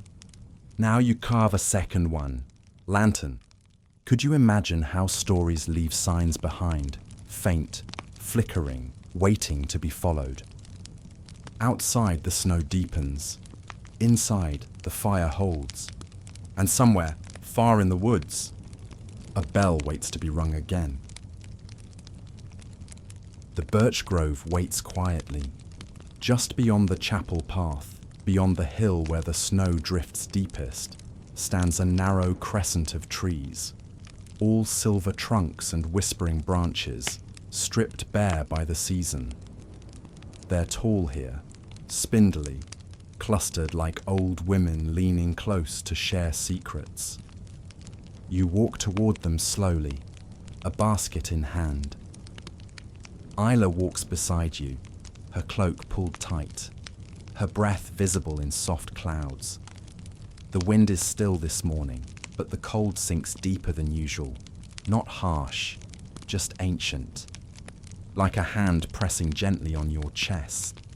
You're gathering birchwood, not for burning, it burns too quickly, but for smoke, for ritual, for scent. Some say the bark, when dried and boiled, helps loosen the lungs and ease fevers. Others say it keeps the dreams quiet when the nights grow long. As you reach the edge of the grove, Isla pauses. This place always feels like it's watching, she murmurs. You nod. She's not wrong. The snow lies undisturbed beneath the trees, pristine and pale, broken only by the faintest drift of falling flakes. No footprints, no bird tracks, no sign of life at all. You kneel and begin to collect fallen limbs. Strips of bark curl from old stumps like paper peeling away from a book. Isla ties them into bundles, her hands moving quickly despite the cold. As you work, you feel it. A shift. The wind moves through the grove, soft but sharp. Not a gust, more like breath. You pause. Could you imagine standing in a forest so quiet? You begin to hear your own heartbeat. The trees creak slightly overhead, just once. Isla looks up. They never groaned like that before, she whispers. You listen, carefully. There it is again. Not a sound of trees moving, but something older. Lower. A vibration more than a voice, like the earth turning in its sleep. You rise. The light shifts behind the clouds, casting a silver glow on the snow. The bark in your hands feels heavier than before, not in weight, but in memory. You step back toward the edge of the grove, and then you see it. At the base of one of the birches, half covered by snow and leaning just so against the roots. A shape. You brush it gently. A wooden carving, old, smoothed by time, the size of a man's hand. It's worn down, the details faded, but you can just make out the curve of a lantern. You look at Isla. She doesn't speak, neither do you. You wrap the carving in cloth, tuck it into the basket, and leave the grove. Could you imagine a place remembering more than people do? Back at the hut, Wren is sketching birch trees in the ash again. She draws the trunks thin and leaning. Then she adds one more thing beneath them. A small flame. You don't ask why. The birchwood you collected dries near the fire. You place the carving on the mantel beside the candle. That night, as the snow begins again, you sit in silence. Isla touches the carving once before sleep. It was waiting. You nod. So much is. The fire cracks softly. Outside, the trees stand still, but you can feel them breathing. Ash gathers near the hearth, not in piles, not in mess, but in deliberate, careful lines. This morning, when you wake, the coals are low, and Wren is already kneeling on the floor, her mittened hand sweeping soft grey dust into strange shapes. At first, you think she's just drawing again. She does this sometimes, sketching little stories into soot, sleds, stars, crooked houses with curling chimneys. But today's different. Today she's quiet, focused, and the shapes are unfamiliar. Lines, curves, arcs that bend across one another. You sit up, rubbing your eyes, watching. What are you making? You ask. She doesn't look at you. It's not a picture, she says. It's where things are. You glance at Isla, who's just beginning to stir near the fire. What things are?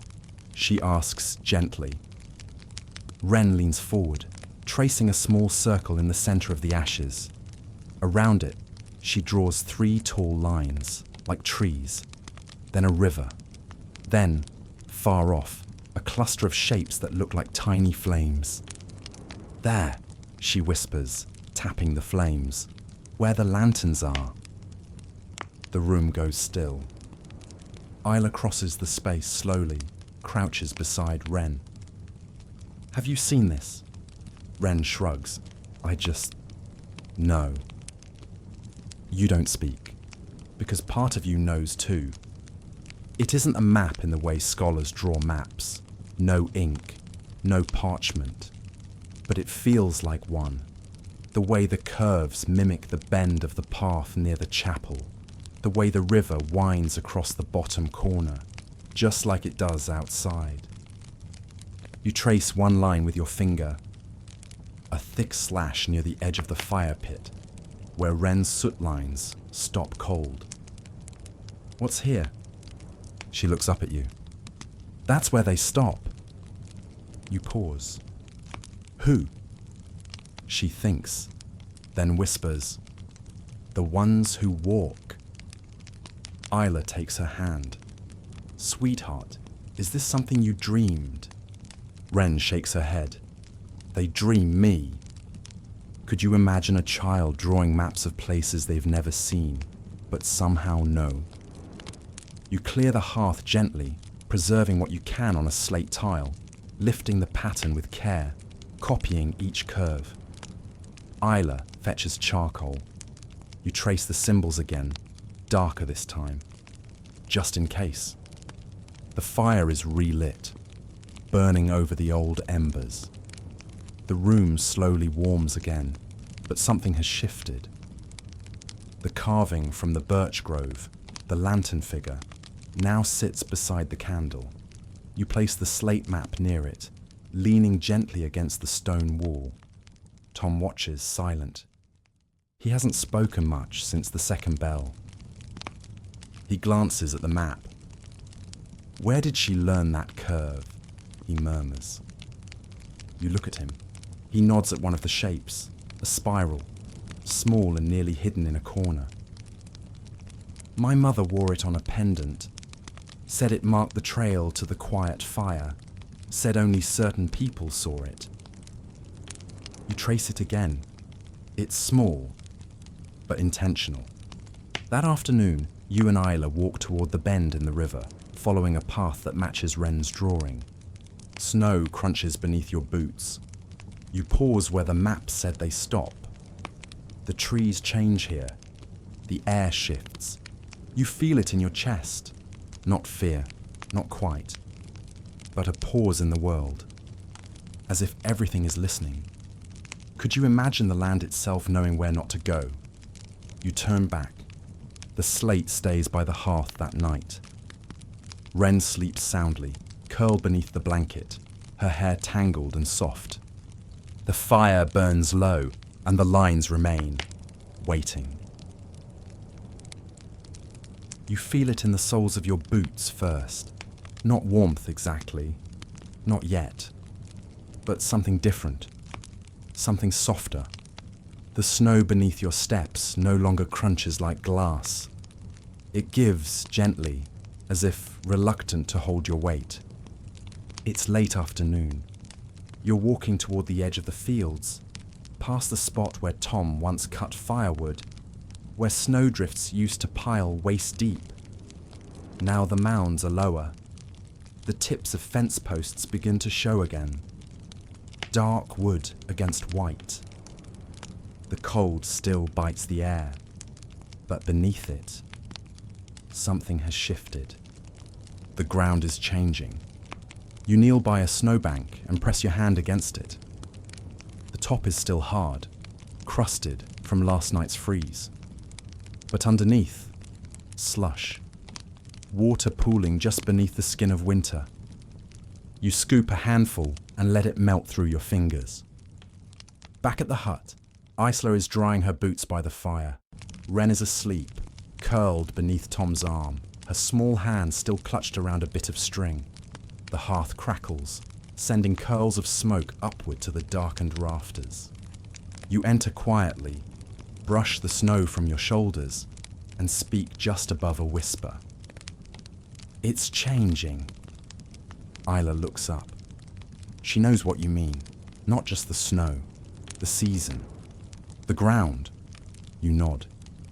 There's water beneath it, rising.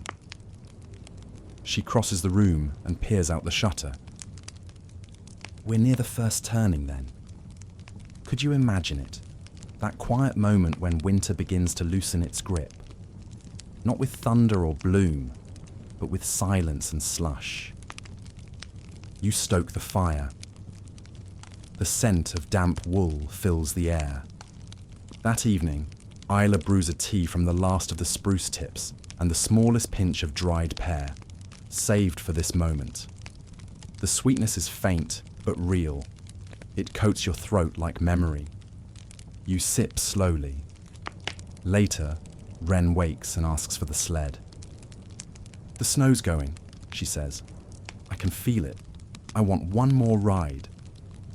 Isla bundles her gently and sends you both outside while the light still holds. The hill behind the pasture glows in the soft dusk. The snow is patchy now, thin near the top, thick at the base. The sled wobbles more than before and the ride isn't smooth. But Wren doesn't care. She laughs louder than ever. You watch her slide once, twice. Then she sits beside you in the snow, legs splayed, cheeks flushed. The ground's waking up, she says. You glance at her. She taps the snow. It's breathing again. Could you imagine a world where even the earth had lungs? Frozen all winter, only now remembering how to move. Back inside, you pull off your boots near the fire. Steam rises from the soles. Isla hands you a cloth to dry them. Tom is humming something tuneless, an old work chant likely, as he carves a small spoon from birchwood. The lantern carving still sits on the mantel. So does Wren's soot map. And that night, as you lie near the fire, you hear it. Not wind, not snow, but something else. A soft, steady drip. Water. Melting. Somewhere above your head, near the eaves. The thaw has begun. You drift to sleep with that sound. A rhythm older than language, softer than snow. A whisper from the ground itself. Wait. The frost is breaking. The The warmth will come. There are only 3 logs left. You count them slowly, fingers tracing the cracked edges, the blackened ends where bark curls like old paper. They sit near the hearth, stacked neatly, quietly, like a promise you've been trying not to look at too closely. 3 logs, that's all. No more wood in the lean-to, no more kindling by the door. The snow that once sealed the woods has begun to melt, but only just. The forest is wet now, dripping, too damp to burn. You lean back and let the fire speak for a moment, the low hiss of sap, the occasional crackle that breaks the hush. Its light paints the walls in deep gold. The tall candle burns nearby, its wax softened and low. Isla sits by the fire, silent, watching the flame. She knows. She's known for days. Tom sleeps, his leg still stiff but stronger now. Wren draws again, this time in steam on the window, little swirls that vanish as quickly as she makes them. You and Isla share a look. Tonight must stretch. 3 logs, 1 long night. You choose the smallest one first. Place it on the fire, gently. The flames rise again, full and dancing, as if trying to hide the truth, that their time is measured now, that the warmth they offer has a cost. Could you imagine counting heat in hours, in pieces, in splinters of wood? Wren finishes her drawings and crawls into the blanket nest near Tom. Isla wraps another shawl around her shoulders. She's quiet, not worried, just preparing. You both are. You remember how we did it last time? Isla asks softly. You nod. 1 log before midnight, 1 after, 1 for the coldest hour. She nods. You've done this before, when the storms came early, when the woodpile ran out weeks before the thaw, when a night stretched longer than fire was willing to endure. You bank the flames low, pull the coals inward, let the heat linger in the stones. You boil tea. No food tonight, just warmth, held and guarded like breath. Wren stirs once, then settles. Outside, the snow is still but dripping, a quiet patter from the eaves, like the hut itself is sweating. You place the 2nd log on the fire after midnight. It flares briefly, as if protesting its own ending, then settles into a steady glow. You and Isla take turns staying awake. One watching the flames, the other watching the sleepers. No one speaks. There's no need. Even silence feels full now, filled with things you can't say, but carry just the same. Could you imagine sharing silence so complete it feels like a shared breath? Around the darkest hour, just before the faintest light touches the horizon, you place the last log on the fire. The final ember. It doesn't burn quickly. It takes time, as if it knows. You hold your hands to the heat. The room is quiet. Isla dozes beside you, her shoulder touching yours. Wren breathes softly beneath a blanket stitched with stars. Tom mumbles a half-dreamed song, and the ember glows. You know the fire will not last until morning, not fully. But you've learned something this winter. Not all warmth comes from flame. Some comes from company. Some from endurance. Some simply from hope. You sit by the final ember as it fades, its light sinking deeper into the coals. And still, you are not cold. You wake to sound, not the hush of wind, not the groan of snow sliding from the eaves, but something else, sharp, clear, hopeful, a drip, then another, then plink, plink, plink.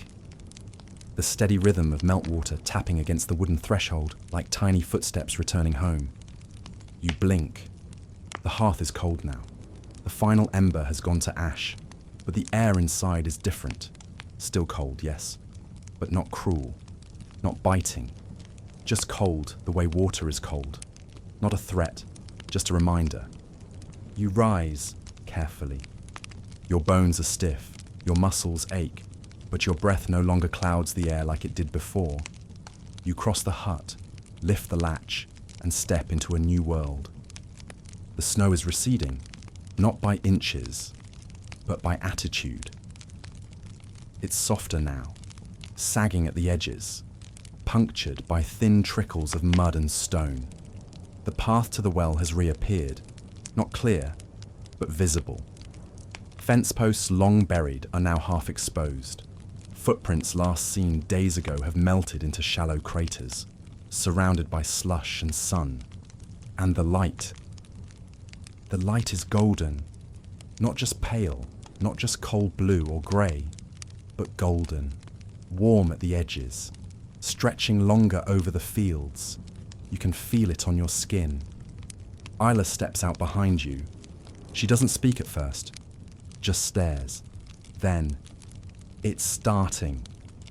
You nod, the thaw, the slow creaking turning of the season. Could you imagine hearing the earth breathe again? Not in wind or storm, but in silence breaking apart. You spend the morning with Tom, helping him stand near the door. His leg is stiff, but strong. He winces as he shifts weight, but his smile holds steady. "I didn't think I'd still be here," he murmurs. "None of us did," Isla replies softly. Wren runs outside with a basket and a stick, poking at the edges of the path, laughing as a chunk of snow collapses beside her. She finds the first patch of green. Tiny, a single cluster of leaves pressed flat against the earth, crisp, wet, shining like something holy. She points. "Look." You all gather to see it. Just a sprig of something, not food yet, not flower, but life. You kneel, brush the frost away, and feel something stir in your chest. Hope. The villagers begin to emerge slowly as the day warms. Marta leans out her window to shake a rug for the first time in weeks. The blacksmith opens his door wide and lets the forge sit quiet in the sun. Children pass each other bits of snow and twigs like treasures. The bell does not ring today. It doesn't need to. Everyone already knows. That afternoon, Isla boils the last of the pickled onions with barley and dried mint. It tastes sharp, but real. You eat by the open door, watching Wren draw rivers in the mud with a stick. Her boots soak through, her smile wide. And above you, a sound. Not wind, not melt. Birdsong, high. Thin, far off, but clear. One note, then another. Like memory returning after a long, quiet forgetting. Could you imagine waiting all winter, just to hear something sing? You close your eyes for a moment, and breathe. The thaw is here, not complete, not safe yet, but here, and you are still here too. You wake to warmth, not imagined warmth, not the flicker of a fire or the clutch of a blanket. Real warmth. It presses gently against your cheeks, seeps through the shutters, curls across the floorboards, like sunlight, trying to remember your name. The candle burned out last night. It left a ring of wax on the mantel, soft and white. The fire has gone to quiet ash. And still, the room is bright. You rise and open the door, and there it is, spring, not full, not in bloom, but undeniable. The snow is almost gone now, just pale patches clinging to shadows and roots. The path is bare. The river runs again, slow and steady, like it forgot how to rush. The ground smells alive, wet, rich, deeply green. And the birds, There are more of them now. Sparrows, mostly. 1 or 2 finches. Their songs weave through the morning like thread through wool, sewing the world back together, stitch by stitch. You step outside in just your tunic. It's enough. Could you imagine standing in the same place where you once feared the cold, and feeling for the first time no fear at all? Wren is the first to shout it. Grass! She runs to a small clearing where the brown blades have begun to stand upright again, weak but persistent. Her hands brush across them as if greeting old friends.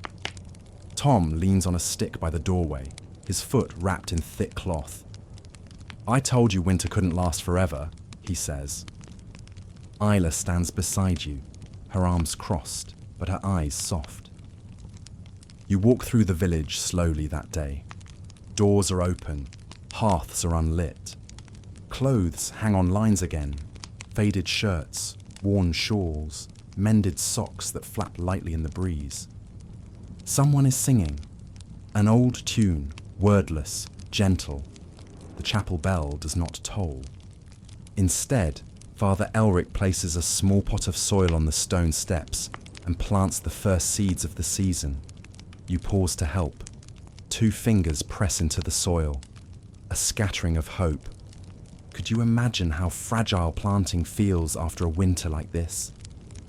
Back at the hut, Isla opens the trap door to the cellar. You both laugh. Nearly empty now, just a jar of vinegar, a wedge of hard cheese. Good timing, she says. That evening, as the sun sinks low and gold spreads across the hills, you sit near the hearth, not because of cold, but because it's home. The sled is still by the door, muddy now, worn. The birch carving rests on the shelf. The map Wren made is smudged, faint now, but still there. And you are whole, tired, changed, but whole. As the last light fades, Wren curls up near you, whispering something soft you can barely hear. You lean closer. What did you say? She blinks sleepily. I hope winter saw us, she mumbles, so it knows we were strong. You smile, because it did, and you were. The story of surviving a medieval winter is not a tale of conquest or glory. It is not loud. It does not shine. It is a story of holding on, of waking up one more morning, of making bread and mending boots, and wrapping a child in wool. It is a story of one fire, one door, one set of footprints through snow. It is your story now, and spring has arrived.